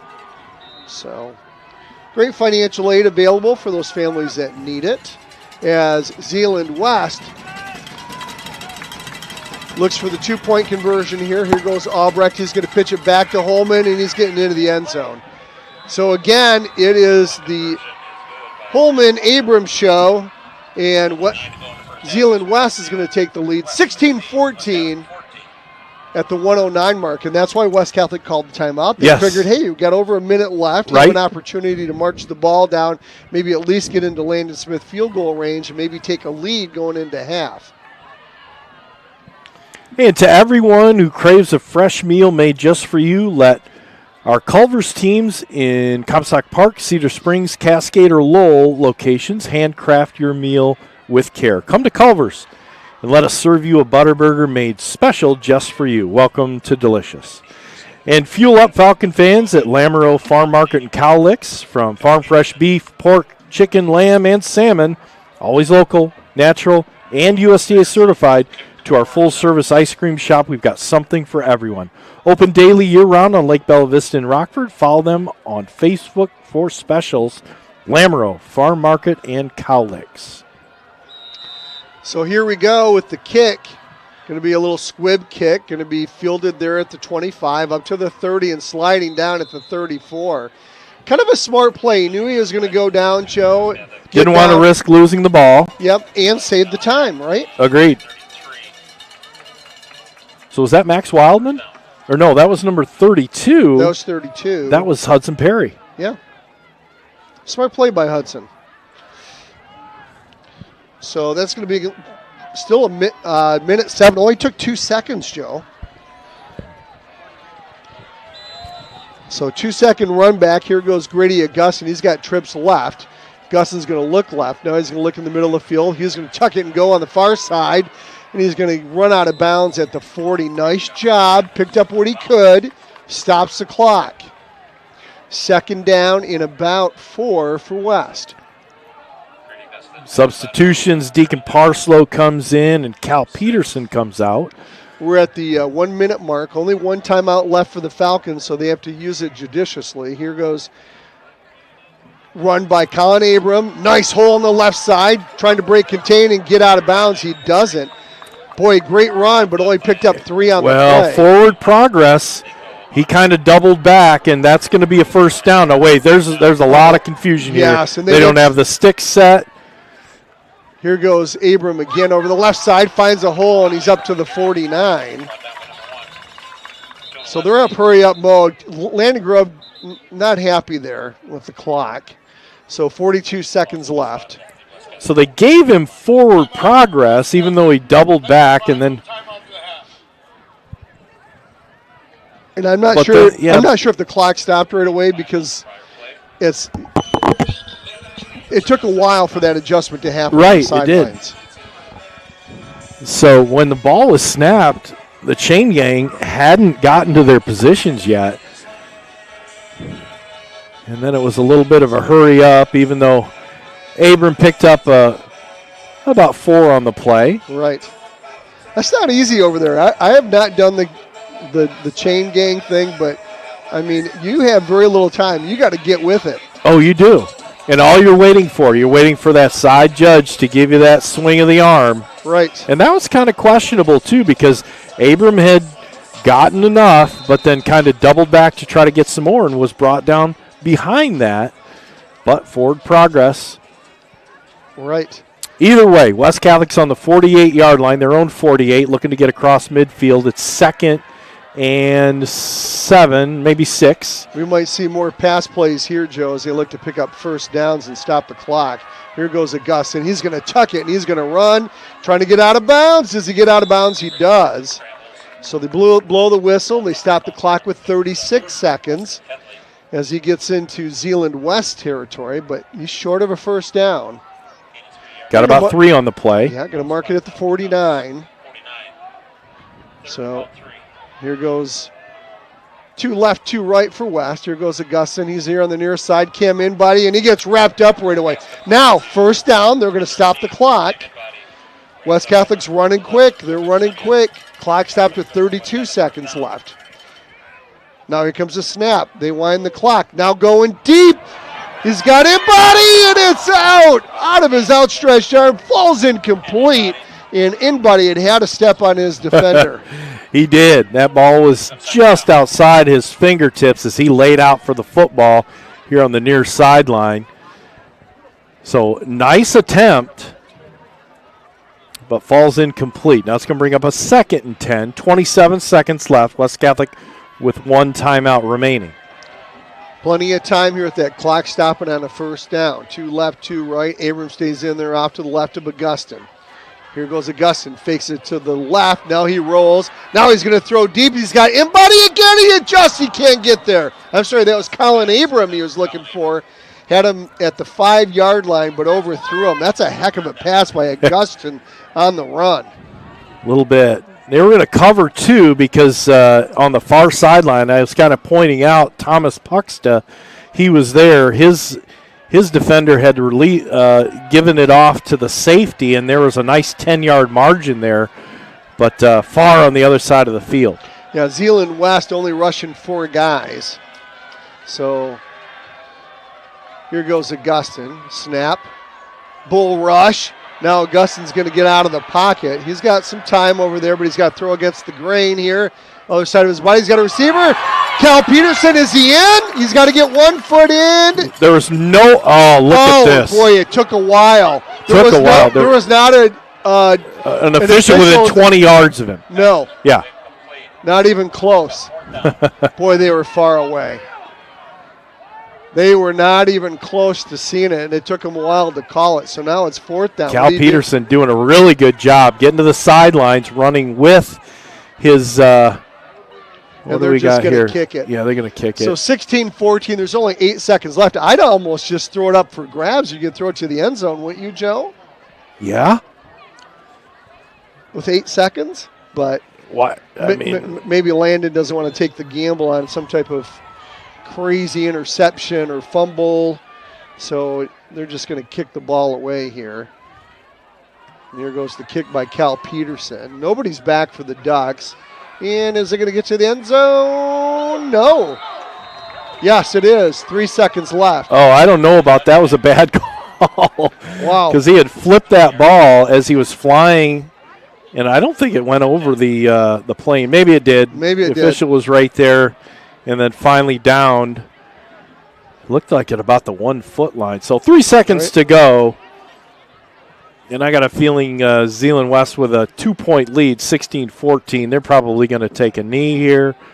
But then again, what do I know? They could throw one deep. I think they're just going to hand it off to Holman and say, Holman, if you can break it, break it.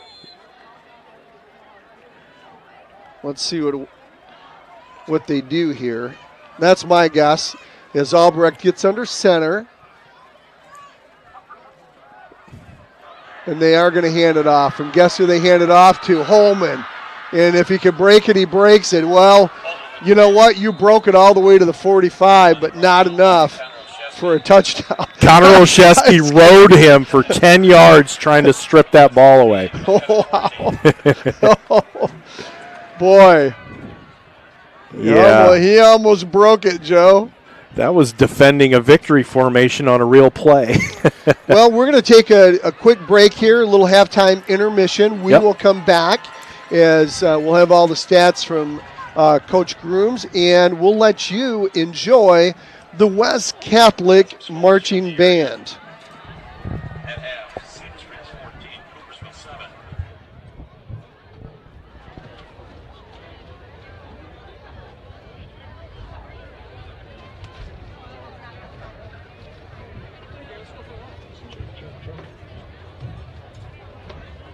Good job, guys. Hope we're not too loud. Spring Lake 21-6 over Allendale in the second quarter. You'll be like, who's that annoying lady under my microphone? South Christian 7. It's not a hot mic right now, is it? Also in the second quarter, Portland 21, Whitehall 0.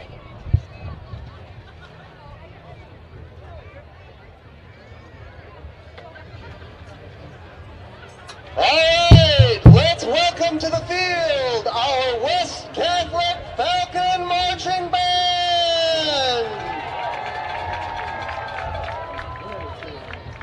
Drum majors Ellie Stolfers and Izzy Perez. Is your band ready?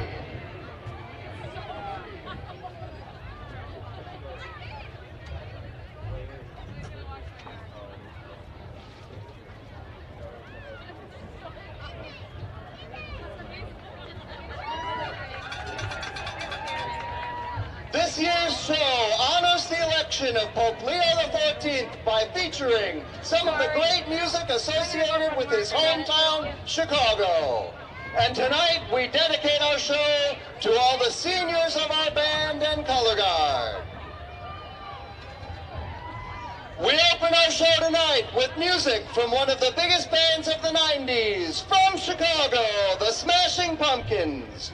Euphonium soloist Eleanor Westbrook and color guard soloist Kat Neidlinger are featured as we perform one of that band's biggest hits, Tonight, Tonight.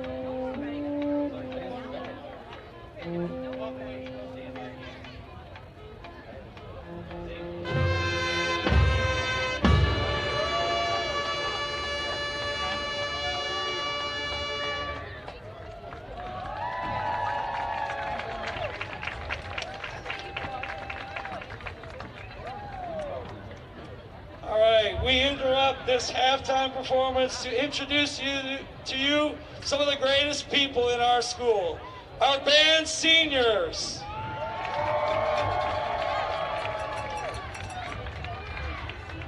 As we call their name, we ask that you applaud for them. They're going to come to the front for their recognition. On Barry sax, Greta Aldworth.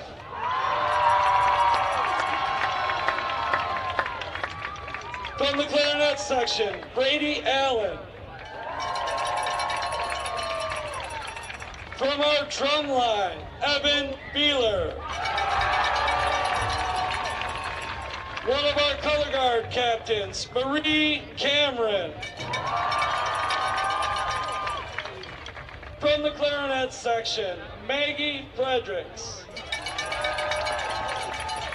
On the tuba, June Hahn. From the clarinet section, Athena Gliss. From our drum line, Maria Mulder.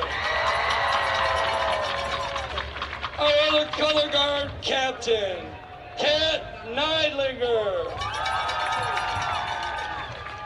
From the clarinet section, Jake Overbeek. From our flute section, playing piccolo, Sophia Volanta. One of our drum majors, Izzy Perez. From the trumpet section, Teresa Rodden. From the clarinet section, Kate Steffens. Our other drum major, Allie Stofers.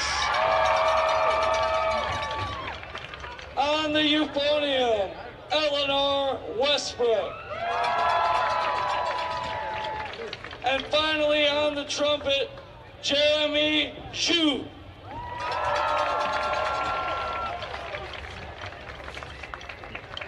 I gotta tell you, I don't think this group has gotten a 2 rating going to marching band and concert band. Most of the time it was straight 1s, which is straight A's. This has been an exceptional group all throughout the time that they've been in band. I want to recognize them especially this year for their incredible leadership in winning 2nd place out of 13 bands and beating all the other Class C schools in our area last couple weeks ago at the Granville Invitational. Then they went to MSBOA and got straight A's. This is a fantastic group, not only with great moral character, but great discipline, incredible leadership, and just being genuinely great human beings. I am so proud to have been your director. I love you guys so much. Let's have a round of applause to these seniors. All right, let's get back to our show. Number 3, please.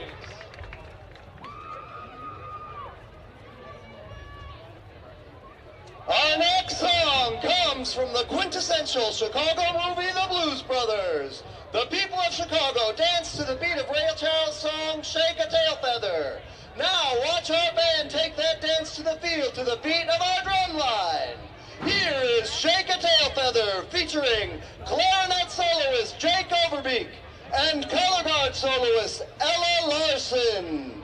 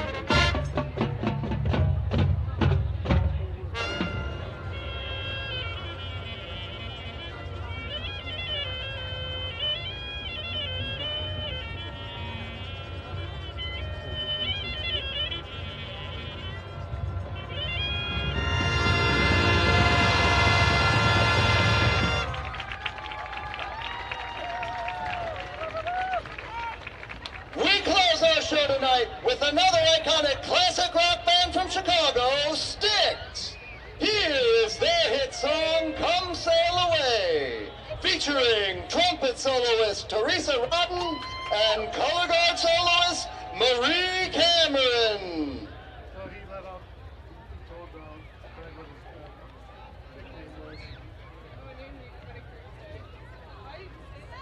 He brought it up. He said, that I need to gym for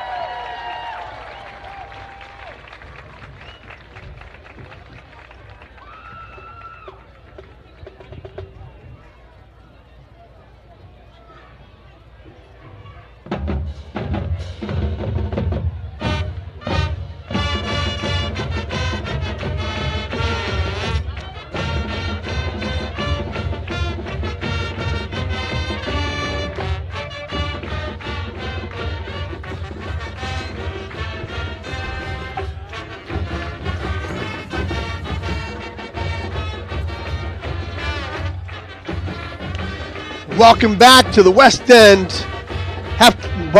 Body halftime show. Here, Tom Mikowski along with Joe Sack. As we go over the stats from the first half, Joe, we've got a Zeeland West 16-14 lead right now. Yeah. And taking a look at the West Catholic side, 138 yards of total offense, 79 coming on the ground and 59 through the air. Colin Abram, 8 carries for 49 yards. He's got a touchdown. Grady Augustin, 3 rushing attempts for 20. And Owen Hunter has 1 rush for 11. Through the air, Grady Augustin is 8 of 12 for 59 and a touchdown. That touchdown going to Cal Peterson, who has 3 catches for 27 yards. Cam Inbody's got 3 catches for 18. Colin Abram, 1 catch for 7. Ethan Gottliber has 1 catch also, but for no gain. So, and after that big week last week from Thomas Puxta, 6 catches, 119 yards. They haven't gotten him the ball yet. Look for him to get the ball in the second half. Yeah, he's a great decoy. Well, true. At least in this first half, he's for sure. So again, 13 attempts rushing, 79 yards, still a healthy 6.1 average and a touchdown. No turnovers for West Catholic and 9 first downs. Looking over at the other side, the Zeeland West Ducks has 175 yards. Of course, they ended the first half with their own drive, and I think that was the difference.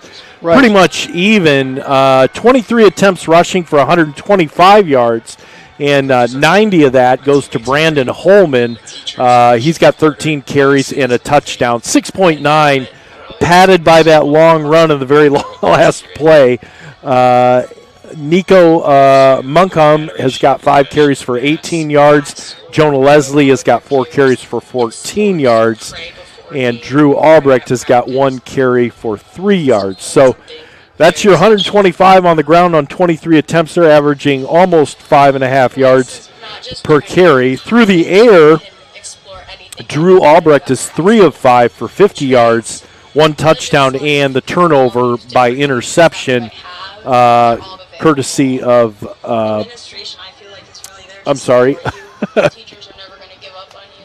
Where's my head here? Of course, Connor Olszewski. Yes. Man, what happened there? I short-circuited. Secret moment. Drew Albrecht, his passes. Grady Patrick has caught 1 ball for 19 yards. Jonah Leslie, 2 for 19, and he's got that 1 touchdown there. So 50 yards through the air, 125 on the ground gives you your 175. They had 9 first downs to match West Catholic, and they lead it by 2 points at this time at the half here, 16-14. Tom. If you look at the total yards, Joe, Yeah. though, that last carry was about a 30-yard gain? About a 30-yard gain. So you take that 30-yard Very off, even. It's 145 versus 130. I mean, it's very, very even statistically, just taking that last one out. Exactly. And West Catholic's going to receive the ball in the opening kickoff. Tom, what's the keys to the game here? I mean, is it going to be the last possession? Who's got the ball at the end? It's going to be what defense can stop the offense. Yeah. I mean, that's what it's going to come down to, because both teams have been doing whatever they want offensively. It's been great, and the defenses have not been able to stop them. So I really think that's what it's going to come down to. As we thank our statistician, Steve Grooms, thank you so much. We appreciate Week it. 9's come in a hurry, hasn't it? Holy moly. Yeah, so, we just got to find a way to stop the Zeeland West defense. And because of this ball control offense and taking the time off the clock, you probably only need to stop them once in the second half. I would agree. They did it. They did it in the first half, right. With the interception, and they went right down and capitalized on that. Sure did. But couldn't capitalize they had to punt with, it ended up with 3 seconds to go. Couldn't convert here near the 40-yard line. Yeah. Exactly. So agreed, one stop could be the difference in the ball game. But I don't see both teams, either team slowing down. Ground game is working very well. Colin Abrams done a phenomenal job. He's given Connor Olszewski a little bit of rest. Connor Olszewski's playing exclusively defense this half. Haven't had a punt to return yet. No. West Catholic's made the only punt. And we're going to start this out and see what adjustments have been made at halftime and see who comes out on top. This is really a meaningless game for both teams. Both teams have pretty much guaranteed a spot in the playoffs. Both teams hope that there are no injuries overall. But, to win this game is, merely a formality at this point as both teams are guaranteed decent spots in the playoffs. Well, that's the only thing. As you get deeper into the playoffs, I guess it could have some impact down the road, but unlikely. Here we go as it gets scooped up there at the 15, 20, 25, 30, 35-yard line goes West Catholic. They're going to get the ball in good field position here as they start the second half. That's number 32, isn't it, for Hudson Perry? Yeah, Hudson Perry. Just touched the ball a couple times there on the kick receiving. Hey, if you're out there listening, give us a call. Or give us a text, 616-262-9270, 616-262-9270. Would love to hear from you as you cheer on the Falcons. Or, hey, if you're a Zeeland West listener or watcher on YouTube, feel free to give us a text as well. 616-262-9270 as Colin Abram breaks a couple of tackles. He's still on his feet. He's at the 40, the 35. He's got one guy to beat. Can he get there? He gets tripped up inside the 10. What a run by Colin Abram.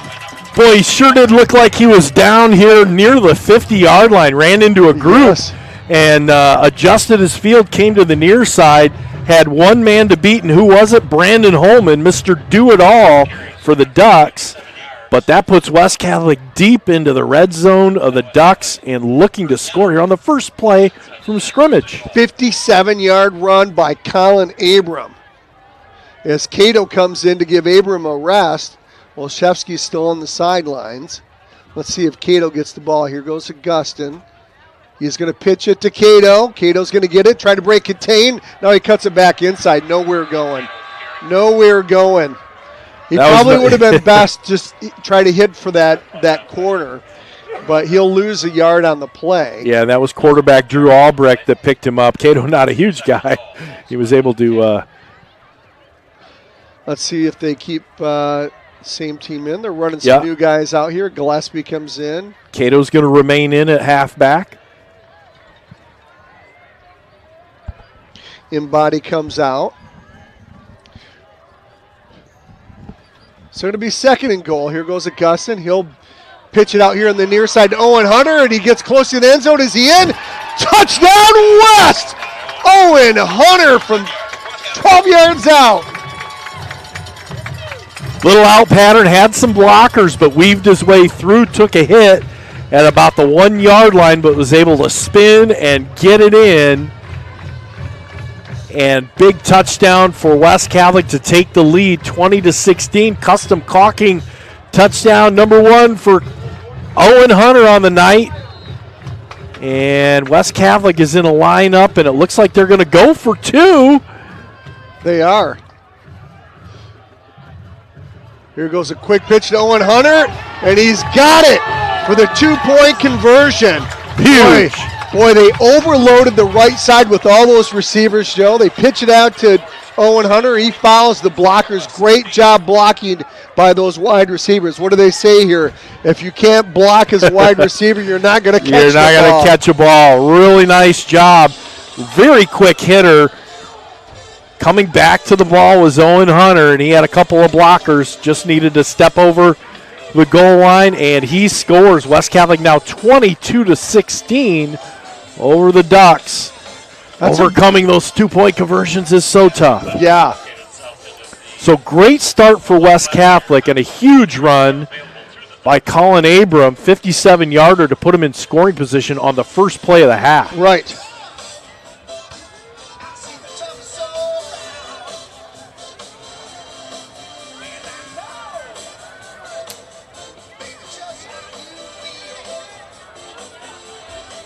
So Landon Smith's going to line it up here. Nico on back along with number 6, Brandon Holman. Brandon Holman will be back to receive it.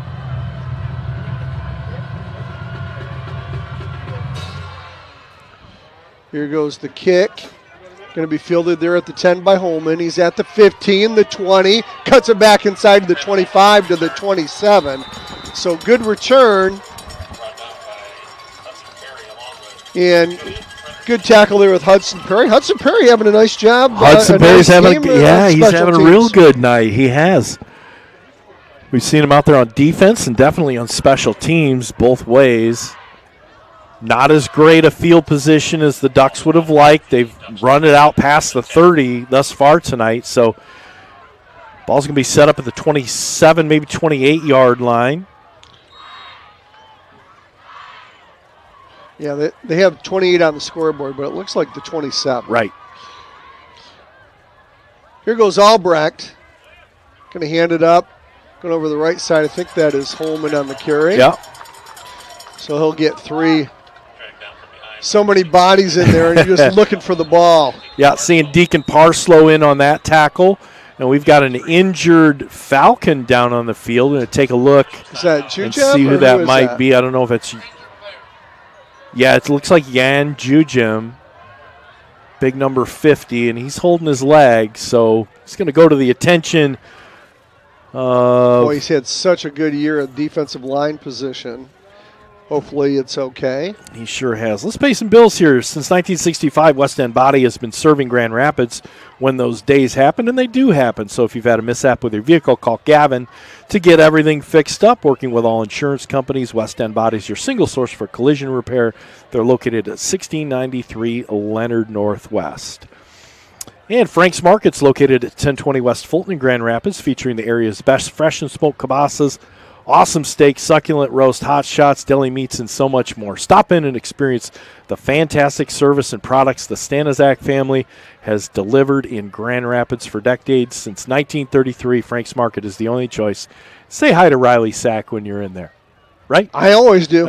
And he takes care of me. He does. Paget Business Services, your small business experts for tax preparation, bookkeeping, and payroll. Don't have your tax prep and accounting be a coin toss. Leave it to Paget Business Services to get it right. Falcon fans, you can visit Paget online at pbsgr.com. That's pbsgr.com. Big thanks to Mark Davey and his great staff. Paget located on Lake Michigan Drive next to Mr. Berger, as we see Jan Jujem being helped off the field gingerly, holding that leg up. Boy, that doesn't look like he's going to come back on that tonight. Boy, that's a big loss for West, especially against a team like Zeeland West that relies on the run, because it does a great job of stuffing the hole there. Yeah, and this is something that neither team wanted to have happen. No. Outcome doesn't matter, but you want your players to come out of this game healthy. So we hope the best for Jan Jujem as he makes his way over to the trainer's table. Here goes Albrecht for the Ducks. Quick pitcher to Jonah Leslie. He fights his way to the 35. Going to be a couple yards short of a first down, Joe. Bring up 3rd and 2 for the Ducks.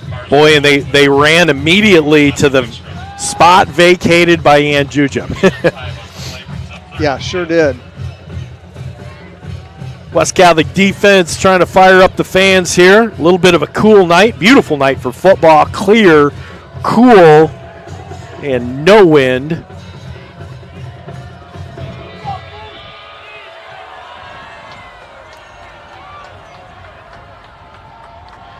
Here goes Albrecht. Off to Holman again, and he'll get tackled. Enough for a first down. Yeah, enough for a first down, but Gillespie in on the tackle. He's going to move the sticks for the Ducks. That was a physical tackle. It really was. Wow. Gillespie he's been on fire, right? Yeah, he's played really well Very in the last few physical, games. very Yeah. physical play.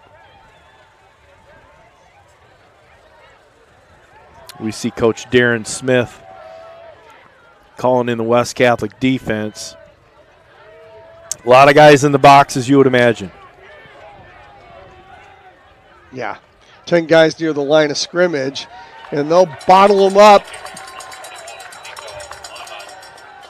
Pick up maybe one on the play. Jael Jujem in there on the tackle. Is Mangun only picks up a gain of 1.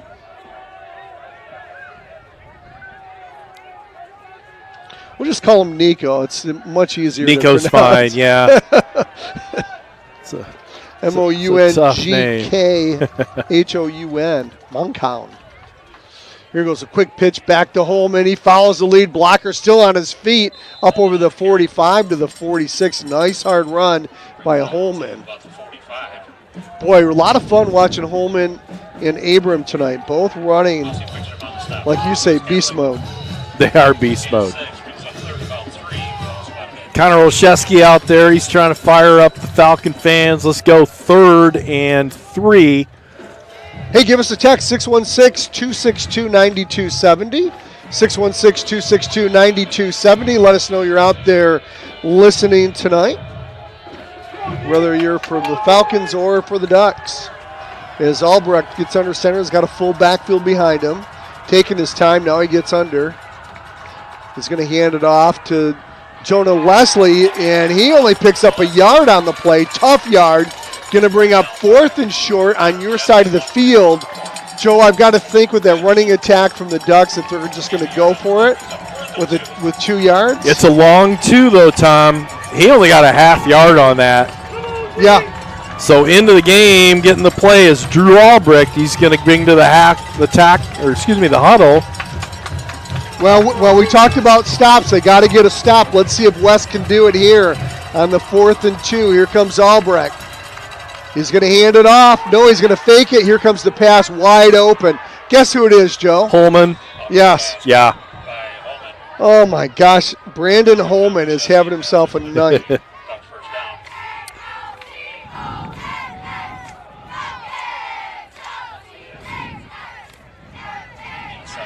as we watch the 50-50 raffle behind. Oh, get out your tickets, everybody. Right. I hope the Holmans and the Abrams, hopefully they each bought tickets on their sides of the field because they're both having, I wouldn't say lucky nights, but having great nights. So 1st and 10 as the Ducks get into West Catholic territory, and Albrecht gets under center.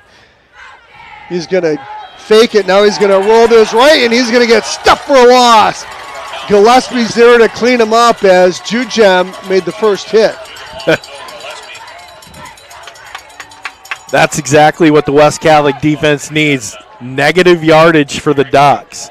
Nice job there. Hey, some shout-outs. The Green family, they're listening and watching on their way home from West. I got to imagine that's Ben, Taylor, and Isabel. All right. And their hello. Yep, cousin is they're the Perry's cousins. Oh, great. Yep. And Michael and Kara Curry, they're listening out there. Thank you guys. Hey, appreciate that. Love to have him in the press box as Albrecht gets chased out of the pocket here and almost intercepted. It gets knocked away. Boy, almost a sack, then almost an interception. So great job by the West Catholic defense. Yeah, I saw Michael Curry the other night at the Falcons Award night, Joe, and he just was raving that he had just had a great time in the press box. He did. I said we did as well. Yeah. We enjoyed it just as much as you did. He did fantastic. We even let him call. He was like, yes, me, right. I'm going to call this. Sure, do a little play-by-play while you're up here. 3rd and long for the Ducks. We'll call it 3rd and a long 12. Albrecht, quick hitter, up the middle and getting stuffed at the line of scrimmage. All right. Maybe a pick up a 1 on the play. Boy, quick hitter trap play for Holman did not pay off, and now it's 4th and 11. You've got to think they're going to punt here, Joe, don't you think? Being at midfield? Who knows? We're at the 5:19 mark. Ducks trail 22-16. Let's see what they do. They're not lining up like they're... Nope, but they are in West Catholic territory by 3 feet. Yeah, they are, exactly. Oh, now stepping back and going to kick the ball. Here's Albrecht. That's a nice thing when you can get a quarterback who can kick it, gets fielded at the 7 and the 10.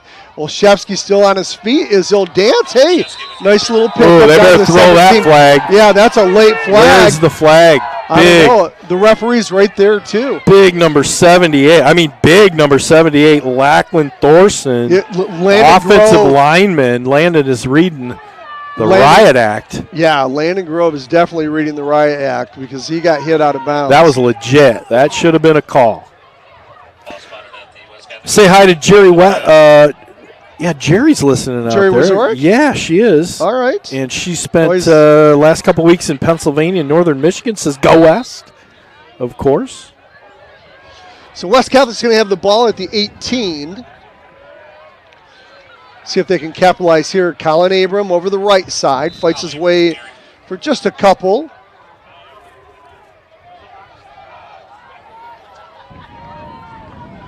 Second down and 8 for the Falcons. 616-262-9270.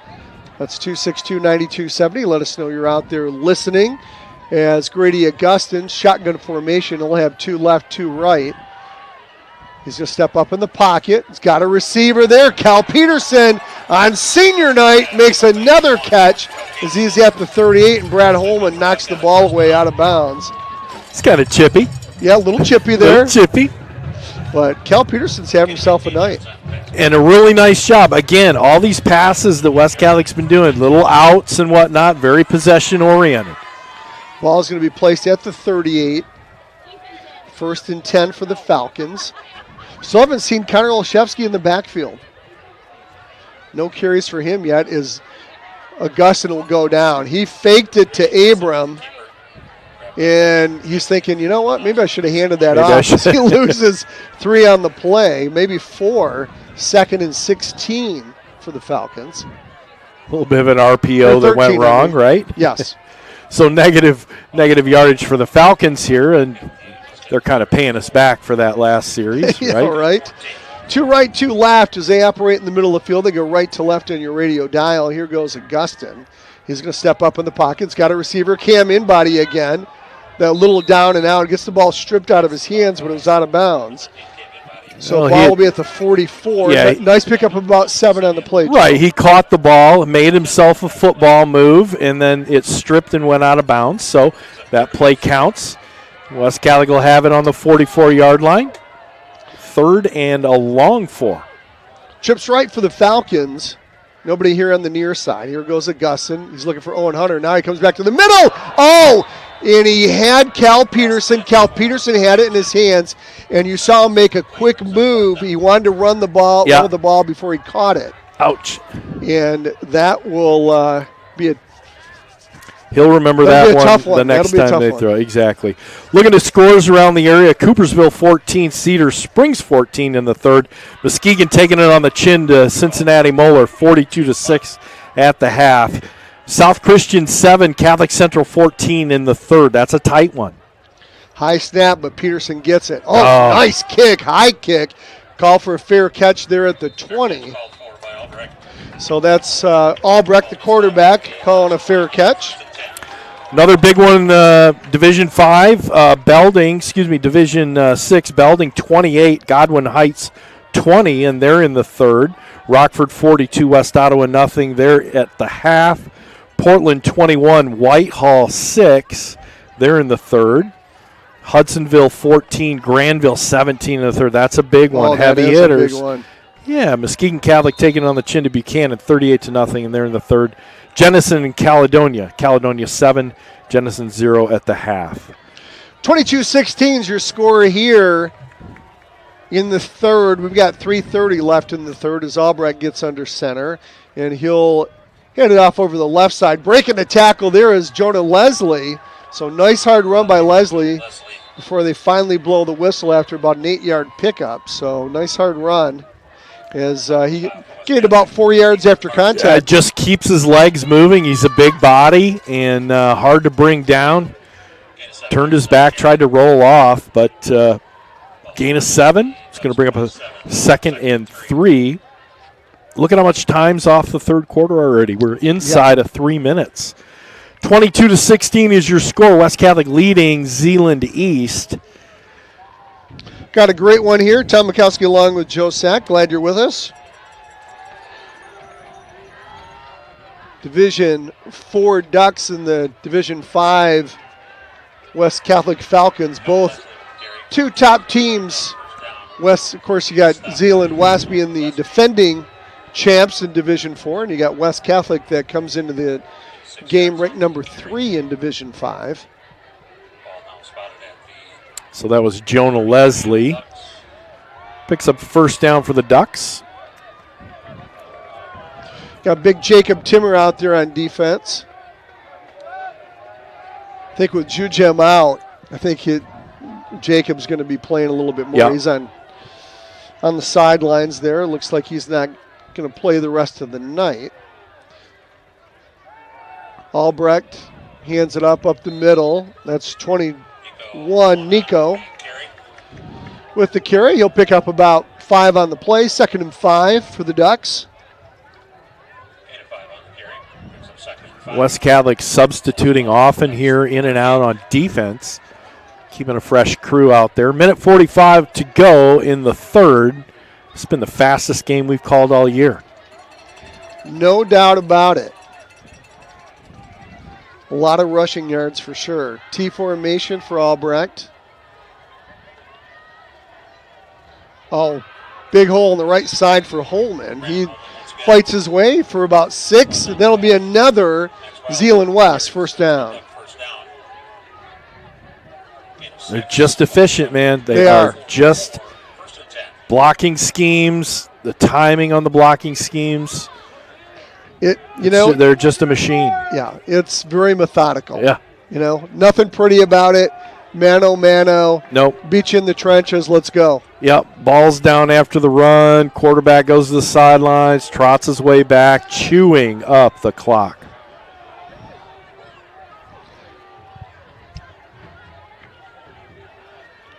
Hand off to the 3rd guy through his Holman.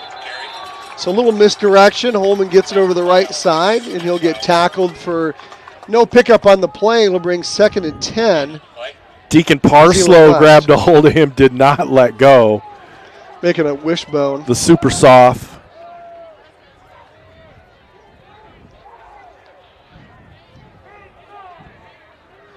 Jacob Timmer looking to the sidelines like, I could probably use a break.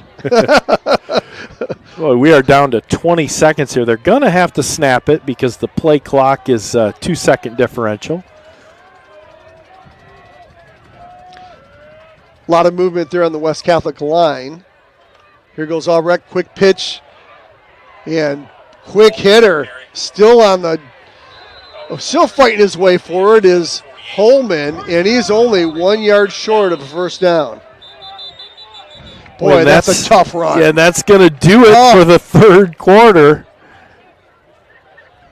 I don't even know if they're going to sell all the hot dogs and popcorn this game's going so fast. Oh, no. Man, oh, man. So Epic Realty is a national real estate leader, and Melissa Homewood is your local expert when it comes to buying or selling your home in West Michigan. Melissa can orchestrate market watches, property searches, and home value assessments to make your buying or selling process as thorough as it can be. You can find Realtor Melissa Homewood on the web at melissahomewood.com. Melissa Homewood, the Lash Group, and Epic Realty, your real estate done right. Duba Attorneys at Law with law offices in the Amway Grand Plaza Hotel. The Dubas specialize in business transactions, mergers and acquisitions, real estate, and estate planning. They're a true West Catholic family of students, coaches, boosters, and volunteers. Like Chris and Don Duba, help with all your legal needs. Duba Attorneys at Law. Go ahead, Tom. I just want to mention the Falcon Family Tuition Plan again at West Catholic. We believe every family that wants a dynamic, excellent driven Catholic education should have access to it. That's why we are proud to introduce the Falcon Family Tuition Plan, our strongest financial aid program yet. This plan ensures costs will never stand in the way of your student becoming a Falcon. Learn more at grwestcatholic.org/admissions. Both teams break out of the quarter huddles, and we're into our final 12 minutes of play in the regular season. The season's gone by real quick, as it always does, week 9, and here come the Ducks starting out the fourth quarter on a 3rd and 1. Ducks will go right to left here in the second half. Hand off to Holman again, this time over the right side. Easy first down for the Ducks. So you get well inside West Catholic territory. Again, they got one stop, but it didn't pan out. Didn't pan out in the score. Didn't pan out. No, we had a little drop pass on 3rd down, and we punted it. I think the focus for both teams was on defense at halftime. For sure. We've got an official timeout here right now. I'm not sure what it's for. They want the band to shut up. Oh, it is the band. Oh.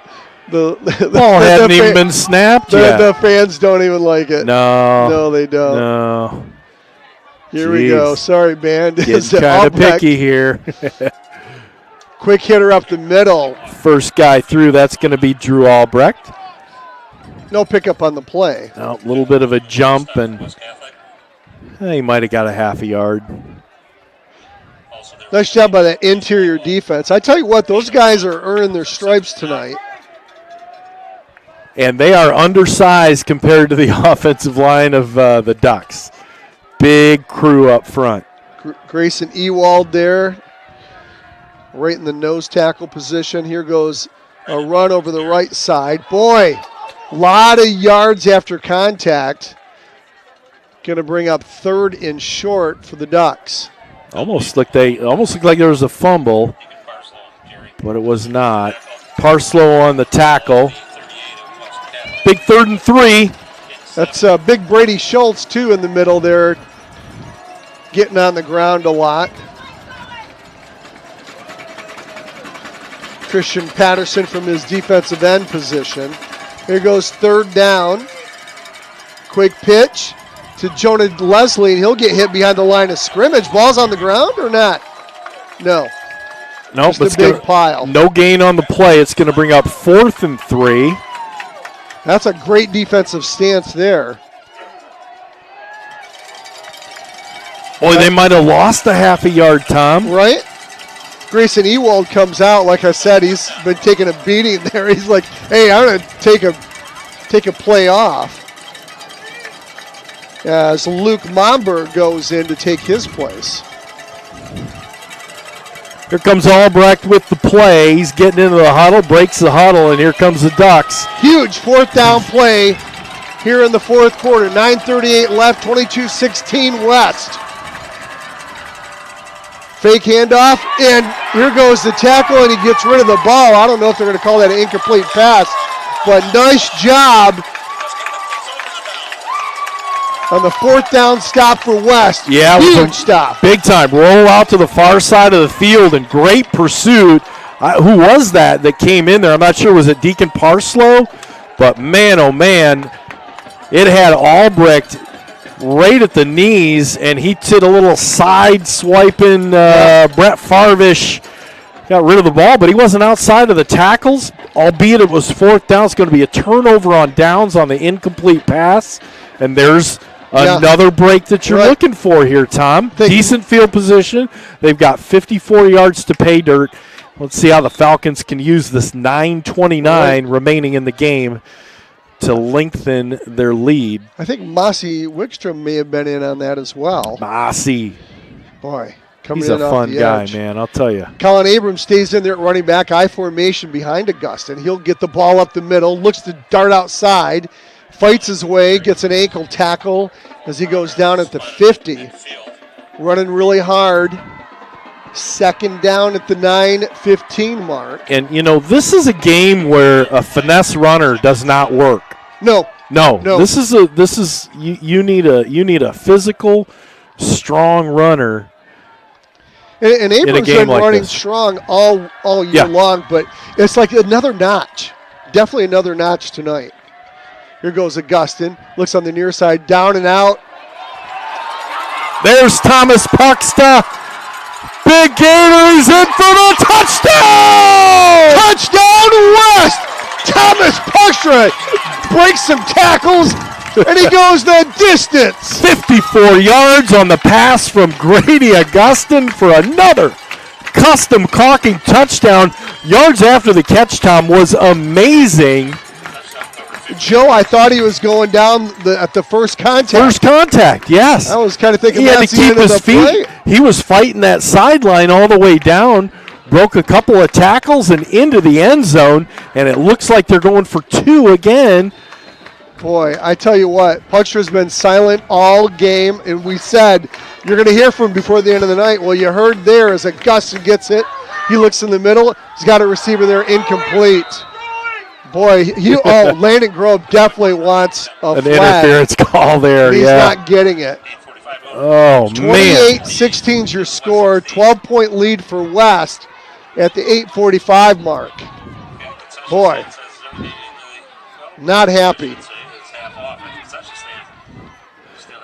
Thomas Puxta coming up big with a custom caulking touchdown. Oh, everybody get out your 50-50 tickets. 394-5819. Come on up to the press box if you're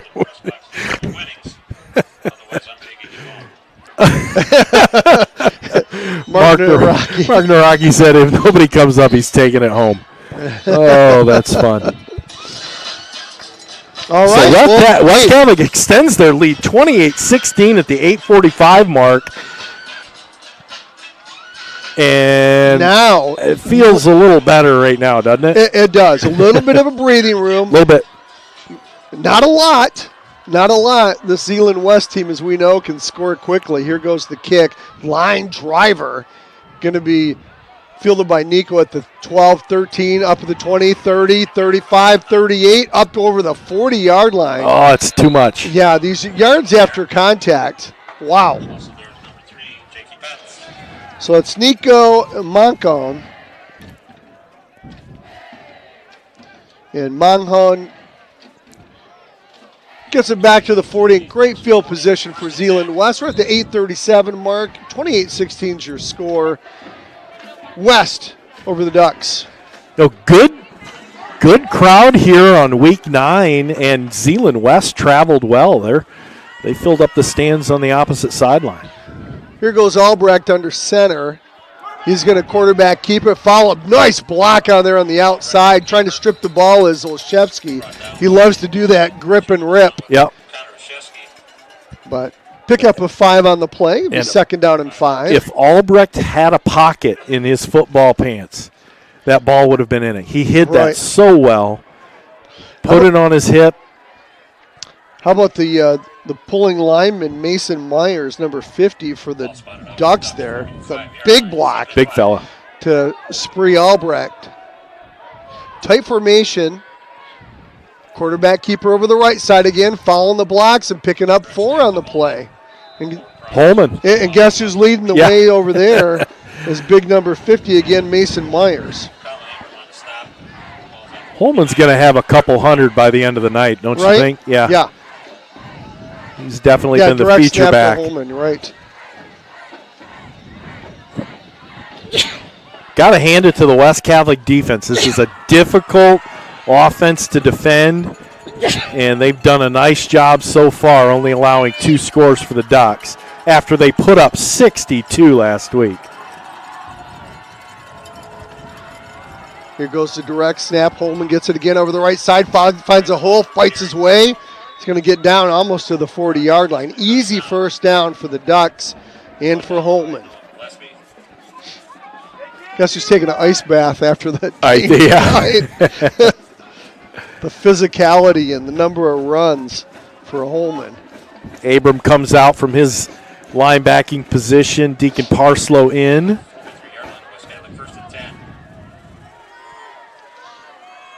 Albrecht and Holman. Albrecht gets it this time. He's going to step up in the pocket under pressure. He's got a receiver there and overthrows him. And Connor Olszewski looking for his second interception tonight. Couldn't quite get there. He was hawking it. He was definitely seeing where he could do it. And overthrown. Connor picked the right angle, and he was headed that way, laid out for the ball, but couldn't quite bring it in, about 1.5 feet away from his reach. This is something that the Ducks just don't do very often. Incomplete pass, stopping the clock. Grayson Ewald, the sophomore lineman for West, comes out again, and Luke Momber back in. You need a break when you work in the middle against the Ducks, for sure. Here goes the snap to Holman. Fake handoff. He'll keep it, and he'll get drilled at the line of scrimmage. Boy, Noah Gillespie in. First guy to hit him. He's going to lose 1 on the play, Joe. Nice response. Going to bring up 3rd and 11 now. Another big break. Falcons zeroing in here defensively in defending the Ducks. This is a passing situation for them, I believe. I think you're right. Jael Jujem also in on the tackle there. A long 3rd down play here for the Ducks. And Albrecht's going to pass. He's under a lot of pressure. He's going to go down. He gets rid of the ball as he's getting sacked. Who is it? Gillespie. Noah Gillespie. He's having a game. Firing in. It was outside linebacker position. And Albrecht knew he was in trouble immediately.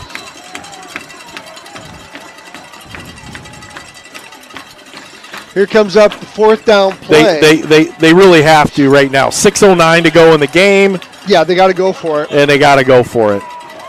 Look at the defensive backs. Connor Olszewski, he's like having another coach out there. Oh, yeah. Very smart, heady football player, talking to the other defensive backs and what to look out for. Direct snap to Holman. Big hole, and he's going to fight his way. He's got a first down. Man. Joe, on 4th and 11, they take the risk. They run the ball, and they get 12 or 13 on the play with Holman. Tell you what, he is a beast. That is. And he saw his hole and just went. It was a real quick chip block, That was a difference-making run because we're at 5:47. They trail 28-16. They needed that first down. As Albrecht rolls left, he's got a receiver there and out of bounds. Yeah, they're calling him out of bounds. Yeah, he caught the ball, but... And as Holman again, Mossy Wickstrom on the coverage. Boy, what a huge fourth down play. Yeah, and he a was gutsy play. Barely out of bounds, too. I think his foot just landed on the sideline as he caught the ball. Now, this is going to be interesting. 5:38 to go. I mean, ball is on the 30. You know, it's a methodical situation, but they're going to chew some time up here just trying to get this touchdown. 2nd and 10. Direct snap to Holman. Again, another big hole in the middle. Boy, Joe, ever since Jujem left, they've been exposing that the absence middle a little bit. They yes. sure have. And wouldn't you? I mean, that's, you know. Sure. You're going to compete. West Catholic. Defense trying to fire up the fans. They respond. Student section on their feet. Big 3rd and 4. Holman again over the right side. He gets spun out, and he picks up a Zeeland West first down, and he goes out of bounds. So that'll stop the clock. We're at the 5:05 mark. Every play is 30 seconds. They started at 5:35 and ended it. It's pretty much But, you know, he's out of bounds this time, but every play they call, they said his forward progress was stopped. Clock is running at 4:58. Here goes Jonah Leslie. He's going to pick up 3. So he goes through the middle there. 4:42. Yeah, West Catholic is like, hey, if you can eat up 3 minutes and maybe have a minute on the clock. Right. Now, timeouts are going to become really important. Very Both teams critical. have 3 timeouts. Yep. So no timeouts taken here in the second half yet.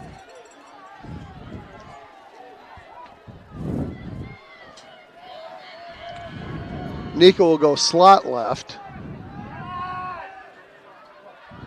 Holman, direct snap over the left side, big hole, and he's going to get near a first down. Does he pick it up? If he picks it up, they'll stop the clock.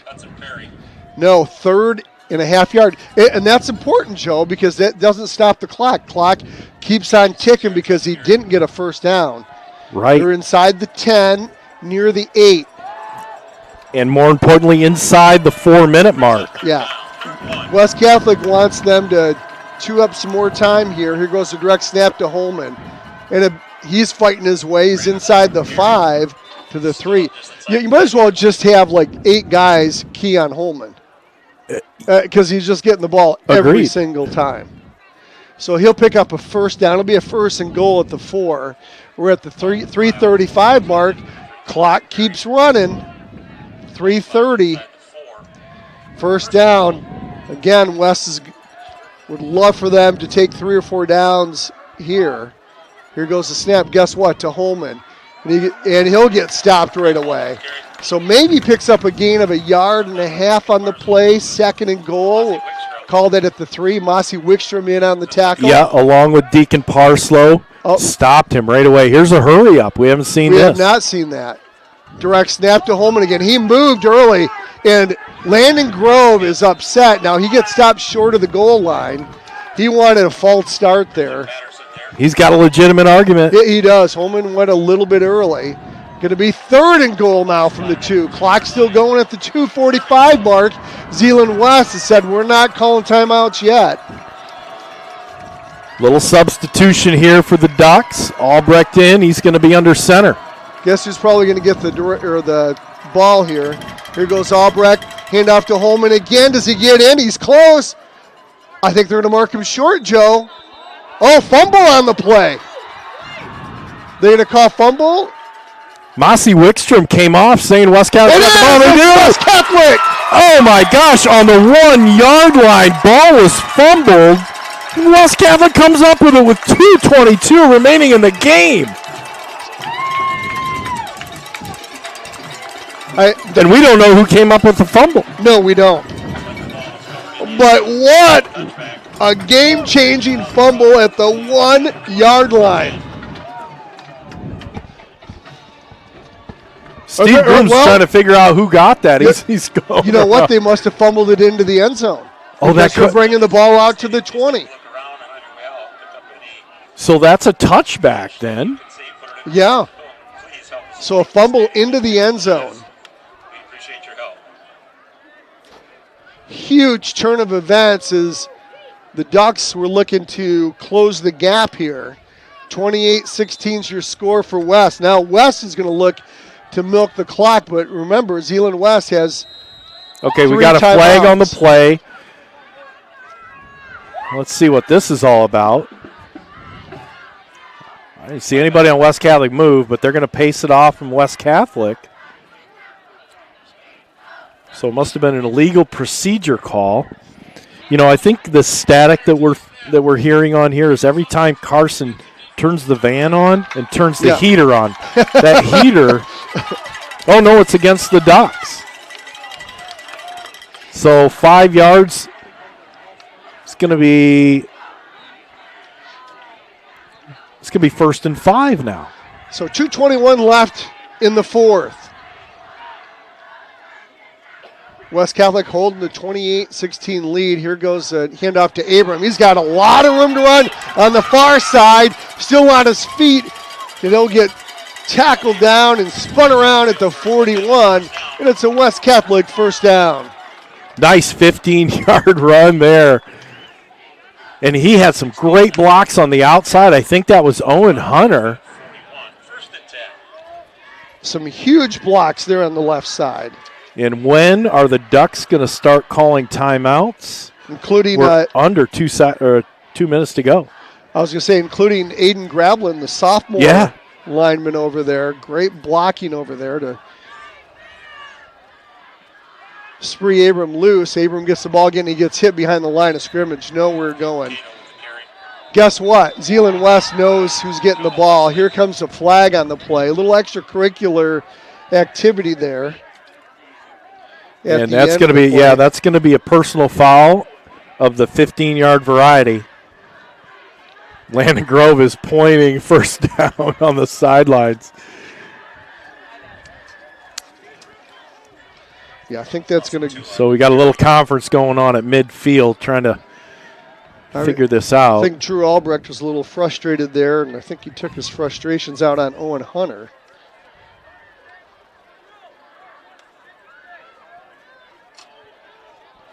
Carson Conkle needing a little heat in the van.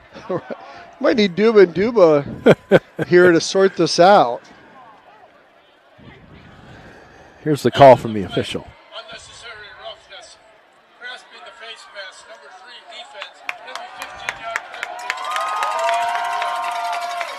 defense. Yeah, he grabbed a hold of the face mask of Owen Hunter, congratulating him for something. I don't know what, but just 15 yards. He's going to walk it across midfield. He's going to place it real close to the 45. It's going to be the 44-yard line. And 1:36 to go in the ball game. Falcons leading 28-16 over the defending Division IV state champions, Zeeland Ducks. We've got another official's timeout here now. Well, the clock is down to 1:26. Let's see if they add some more seconds on this.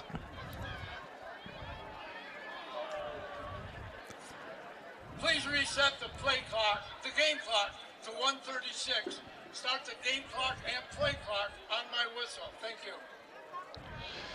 So we're going to take it from 1:27 to 1:36.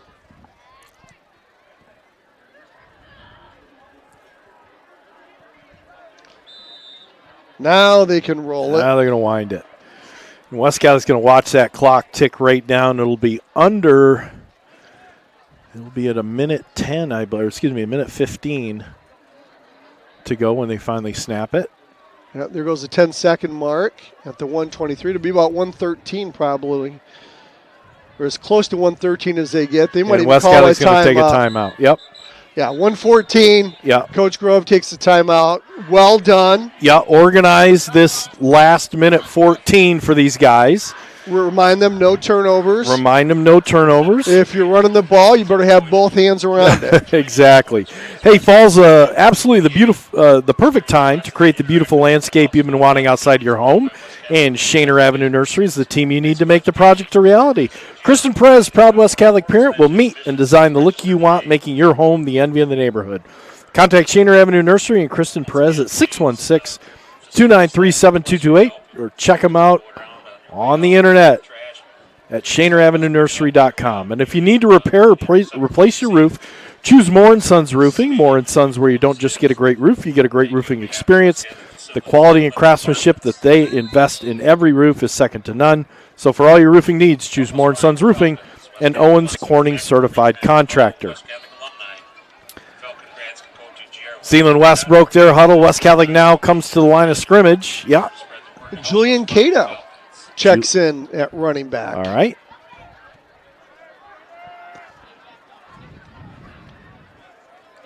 So let's take. We know how effective he is late in the game. Let's see if he can do a little bit tonight against the Docs. Max Wildman goes slot right, hand off to Cato. He'll fight his way to the 40. So nice little pickup of 4 on the play. Takes some more time off the play. Now, Zeeland West has decided not to call a timeout. They may have just put the white flag up. I'm a little bit surprised with 3 timeouts. Agreed. You stop on a first down, you score, onside kick. And West Catholic's going to go into a victory formation already, seeing that no timeouts are going to be called. They're going to let this clock, we got 14 seconds. Yeah, this is definitely a throwing in of the towel. Here goes the kneel down by Augustin. And that's going to be the end of the game. That's the last snap that they need. And West Catholic is going to walk out of here victorious. Hard-fought win by West. 28-16 win against the defending 4 state champs. Nice job. Zeeland West Ducks. How about it? Real nice win for the Falcons. Boy, the ground game was there. Through the air was very efficient. And we are so happy with this. Who are we going to try to have up, Tom? Yeah, that's what we're going to have to take a look at. We're going to text and so we see both teams at midfield. Get the studio lights on here.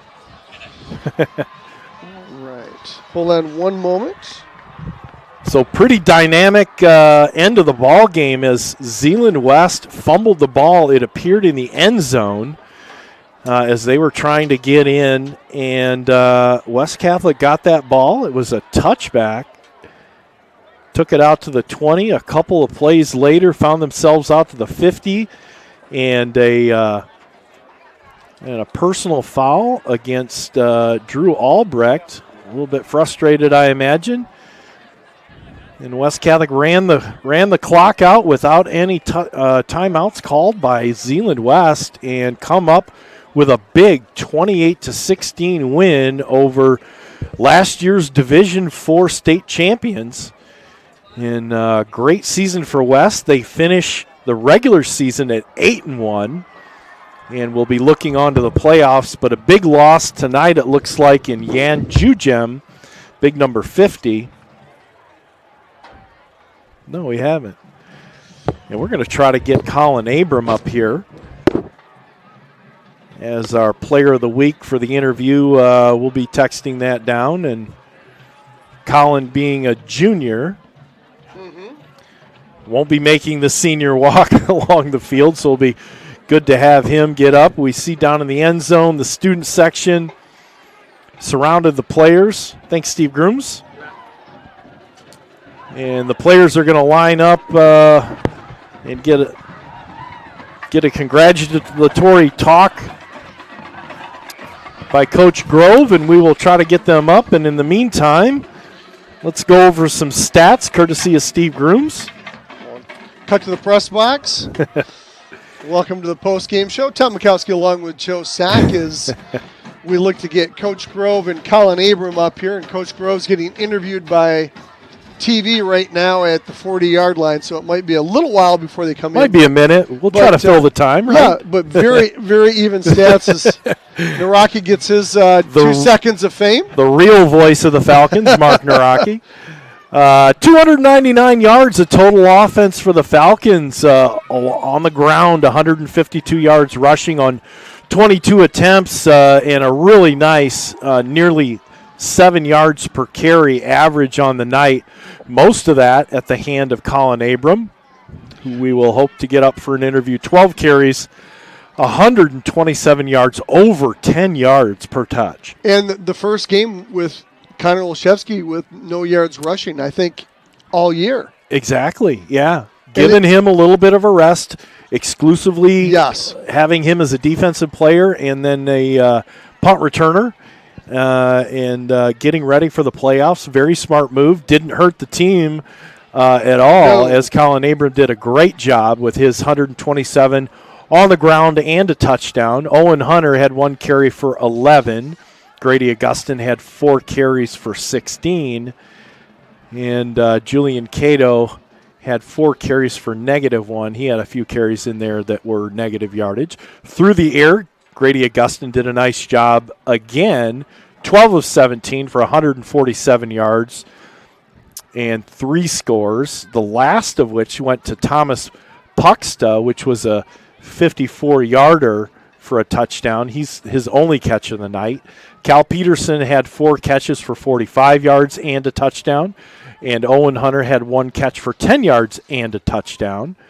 Cam Inbody, 4 catches in a possession role, really, with 28 yards there. That's your 147 passing and 3 touchdowns, 14 first downs for the Falcons, and very nice no turnovers. Taking a look at the other side, the Zeeland Ducks, they ended up with 281 yards of total offense, 231 yards on the ground on 54 attempts. They averaged just a hair over 4 yards per carry on that. The majority of those, of course, Brandon Holman putting on a show tonight. He had 31 rushing attempts. 31, Tom. That's a heavy, heavy load for 156 yards and 1 touchdown. He averaged 5 yards a carry there. Nico Munkum had 7 carries for 30 yards. Drew Albrecht from his quarterback spot had 3 carries for 5. And Jonah Leslie, another 12 carries for 37. That's your 231 yards of total offense. Through the air, 50 yards. Drew Albrecht, 3 for 9 for 50 yards and a score, plus an interception. And that was in the first half. Grady Patrick had 1 catch for 19. Jonah Leslie had 2 catches for 19, and really that was just about it. Did you say 31 carries for Holman? 31 carries for Brandon Holman tonight. When's the last time we've seen that many carries out of one guy? Exactly. I mean, just compared to Colin Abram, 12 carries. we didn't have to search for a number. So no, 50 yards through the air combined with the 231 on the ground gives you your 281 for the night, and 18 first downs. The 2 turnovers, of course, one coming late in the game, the fumble into the end zone, and that squashed that very effective drive to try to near the score, and really took the wind out of the sails of the out of the wings of the Ducks. And so that's the tail of the tape here tonight. Your final score was 28-16. Very little scoring in the second half here. West Catholic getting a touchdown in the third and the fourth quarter. Both attempts, an attempt in the third for 2 points was successful, but the attempt for 2 points in the fourth was unsuccessful. It was a really nice gear up for the playoffs. Yeah, here's the one thing I really want to see is the penalties. And West Catholic, 1 penalty for 5 yards, and that is huge. Music to the entire coaching staff's ears. What do we say last week was like 7 penalties, I believe? Yeah, it was a big number. And West Catholic, you don't want to say dominating, but boy, they had a lot of penalties on the season. Yeah. We got the stats on another page, but let's take a quick look at the defensive stats. Yeah, defensive, I'll tell you what, just like the entire year, Jael Jujum leading the team. Oh, excuse me, Deacon Parslow. Yeah. Leading the team, 9 solos, 8 assists, and 1 fumble recovery. And that must have been the one in the end zone. We got Parslow on that one. And then Jael Jujum doing what he does, 16 tackles on the night, 12 tackles were solo for him, 2 on assist and 2 tackles for loss there. Up at the top, Noah Gillespie playing. Gosh, did he have a great game. Playing his butt off tonight. 6 solo tackles, 4 assists, 1 for a loss in that sack. And 11 total for him tonight. Connor Olszewski doing a great job. 9 tackles for him tonight. And an interception. And Colin Abrams, 7 tackles there. Everybody contributed on that defensive front. Did a really nice job this evening. And, it showed. Holding a team like Zeeland West. I see Coach and Colin Abram are on their way up, so they'll be with us momentarily. Excellent. As we'll get things all set up here. And again, we want to thank Steve Grooms, as always, for all of his stats. We'll get you out of here right now, Steve. And we'll make sure Say hi to your fans. Make sure we got enough cord on there, Joe. Got a little bit of cord. We got the studio lights on. Yeah, right. Studio lights. It'll be nice. We want to thank our sponsors here before the end so we can make this post-game show pretty quick. Fox Pools, Custom Caulking, West End Body, Frank's Market, Paget Business Services, Duba Attorneys at Law, Shaner Avenue Nursery, Moore & Sons Roofing, Realtor Melissa Homewood, and the Lash Group of Epic Realty, Culvers of Comstock Park, Cedar Springs, Cascade and Lowell, Lamoureux Farm Market and Cowlicks, and, of course, your Falcon Touchdown Club. So we see the seniors, they're out at midfield right now. They're doing their walking the entire length Come of on the in, floor. Colin. And we got Colin coming in. We'll welcome you into the booth. Congratulations on a great game. Good job, buddy. Nice job. Here, grab a hold of the microphone. And joining us also is Coach Grove. And we want to, before we start into this, we want to congratulate you and your wife. Yeah. It's Madden. Madden. Yeah. Baby Madden, little girl. 2 weeks ago about? Yeah, 2 weeks ago last Tuesday. So we're going on to week 3 already. Congratulations. Great. And Grandma Grove, she texted in and, she said something about last week, and it was news to us. So, Anyways, congratulations. Congratulations there. That's and congratulations to you, buddy, carrying a big load tonight.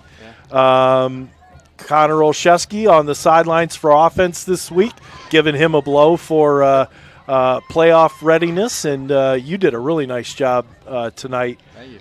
And how was it out there against a pretty tough Zeeland Duck defense? It was interesting. Oh, sorry. Yeah, that's okay. It was interesting. The offensive line, they blocked really well. So, I kind of just got handed off the ball and followed my pullers, and that was all there was to it. Well, you've had really a great year. Both you and Connor Olszewski came into this game having over 700 yards rushing for the year. You've run really hard, 127 yards tonight after going for over 150 yards and a couple touchdowns last week. But it seemed to us that you had run hard all year, but it seemed like you just ran with more authority tonight than ever before. Did you have a little extra adrenaline tonight against the Zeeland West team? Yeah. Earlier in the season, my calves have been cramping pretty bad. Okay. So this whole day, I was thinking and I was praying about it, and I was just saying, strength isn't about muscle. Strength is about the soul. And if God is willing, then I won't cramp, and I'll go run play the game.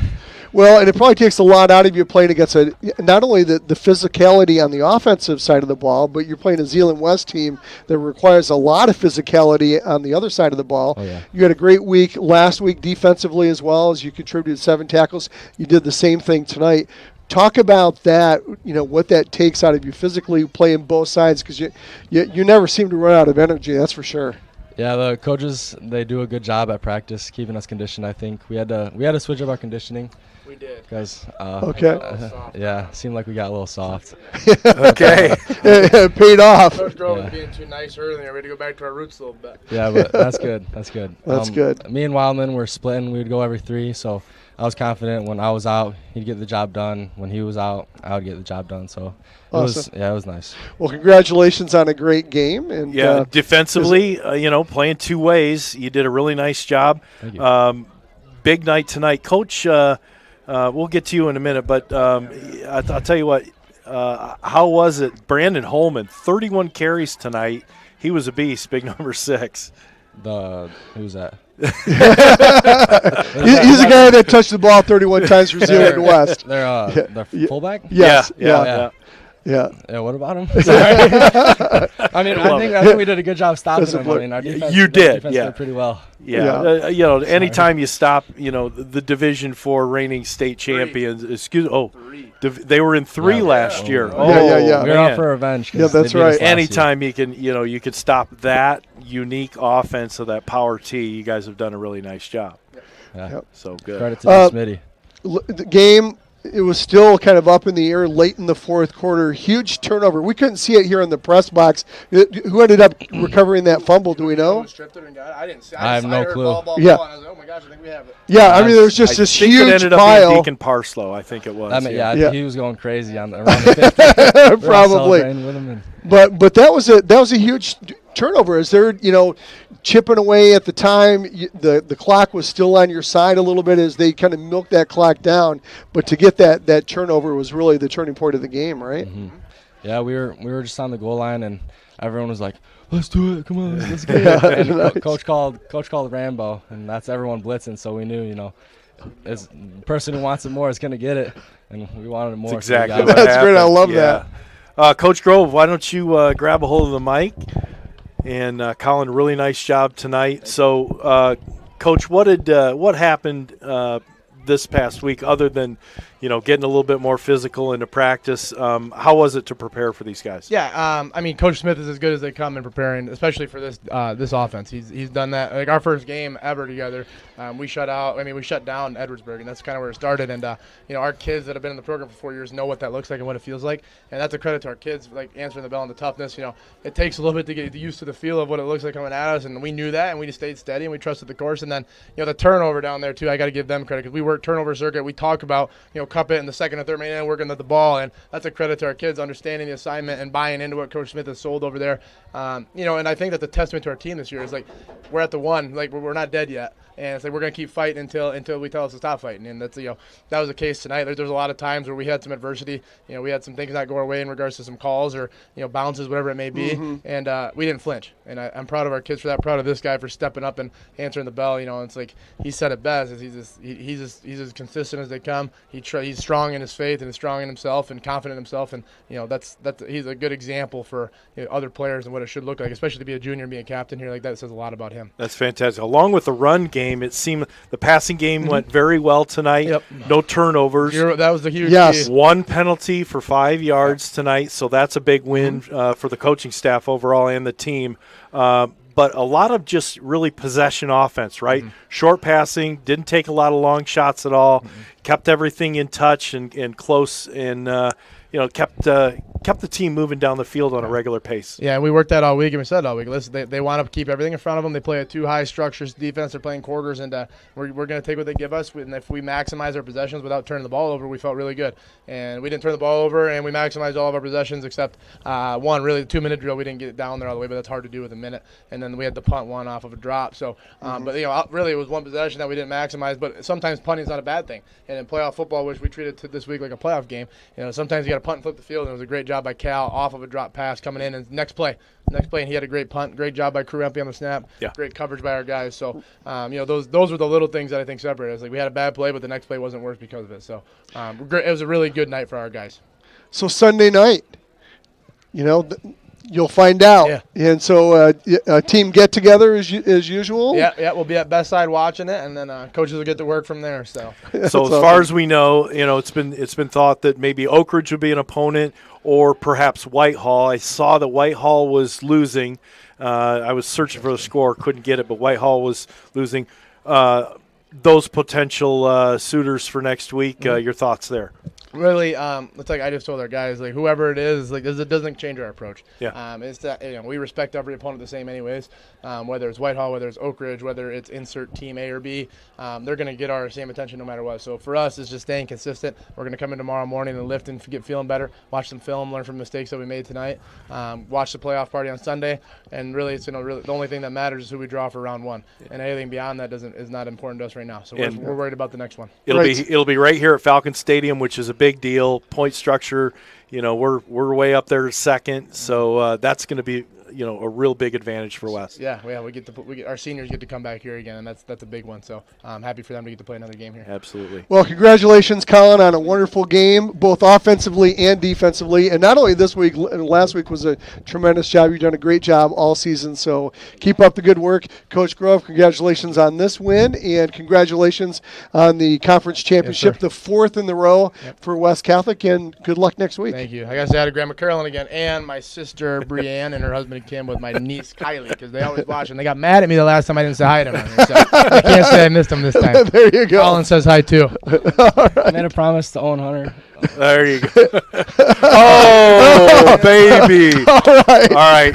Tell Owen Hunter he needs to put a game together next week, and we'll have him here to respond to that, buddy. Yeah. All right. Good job, Colin Abram and have a great Coach weekend, Landon guys. Grove joining us up here in the booth. Post-game, a lot of fun having them up here, and great end of the regular season by beating the Division III. I was correct. Defending state champions. Yes, right. And in really very convincing manner, I would say tonight. We expected it to be a very, very close game. A couple mistakes, went West Catholic's way, of course. And on a game like this that ended at 9 o'clock, a 2-hour game. Jeez, Pete. A lot of action for a couple hours. A couple hours, exactly. So West Catholic finishes off the season at 8-1, and they will be second. They'll be number 2 in playoff points going into next week. Of course, you're going to have to go to the MHSAA website to watch the normal Selection Sunday, which used to be on Fox or Bally or whatever you wanted to call it. Every time they broadcast, it seems like a different year, but that's not going to be part of it this year. The playoffs will, the playoff Selection Sunday. Take a look. It'll be right around dinner time. I'm not exactly sure what it is, but we hope West Catholic gets a really nice draw. Of course, we know they'll be here at Falcon Stadium for a 7 o'clock kickoff next week, and we'll be here. It will be here. Zeeland West finishes the season at 6-3, so congratulations on another good season for Zeeland West. 3 hard-fought games that they lost, 2 by a touchdown, and really this one could have easily been only a touchdown loss too if it weren't for that fumble at the 1 yard line late in the fourth. So a great season for them. They're going to do well in the playoffs because really that Power T is such a unique offense, and they run it so well that they're going to come up with some teams that have really never seen anything like that, and the caliber of players that they have. I think they're going to be in for another deep run. So this weekend, go Blue Jays. Oh, Son Nolan in Toronto is actually going to go to the game tomorrow. There's a game tonight and tomorrow, game 1 and game 2. So go Jays against the Dodgers, and then we've got the matchup. The matchup. Green and white against the maize and blue. 7:30, 7:45 kickoff, somewhere in that ballpark. You'll be there. I'll be there, East Lansing, Michigan. And I tell you what, if you give me 31 points, we're on. You might be on. I might need it. I'm just hoping for a really competitive game. On paper, it looks like the Wolverines should have an easy time against the green and white of Michigan State. Don't bet on a night game in East Lansing. Anything can happen. Anything can happen in a rivalry. Absolutely, anything can happen. So good luck to the Wolverines. Lions are off this week, right? Yep, they're off. And I looked at the power rankings for the NFL. A lot of the analysts out there have the Lions ranked number 1 in all the NFL. Have like the Colts at number 2. The Colts. I mean, wow. but they only have one loss, so they've got, really the best record overall. Green Bay only has one loss, but they also have one tie, so the Colts have got the best record in the NFL. Who would have thought that? But anyway, so it should be a good sports weekend. We wish you all a great time in the sports weekend. Any final thoughts before we let everyone go? Just anxious for next weekend. Get this second season underway, and hope these kids are okay and respond well in these first the first week of the playoffs. Don't want to look too far ahead. No, one game at a time. Exactly. Well, for my partner Joe Sack, I'm Tom Mikowski. Thanks for tuning in tonight. Your final score from Falcon Stadium is the West Catholic Falcons 28 and the Zeeland West Ducks 16. Have a great weekend, everybody.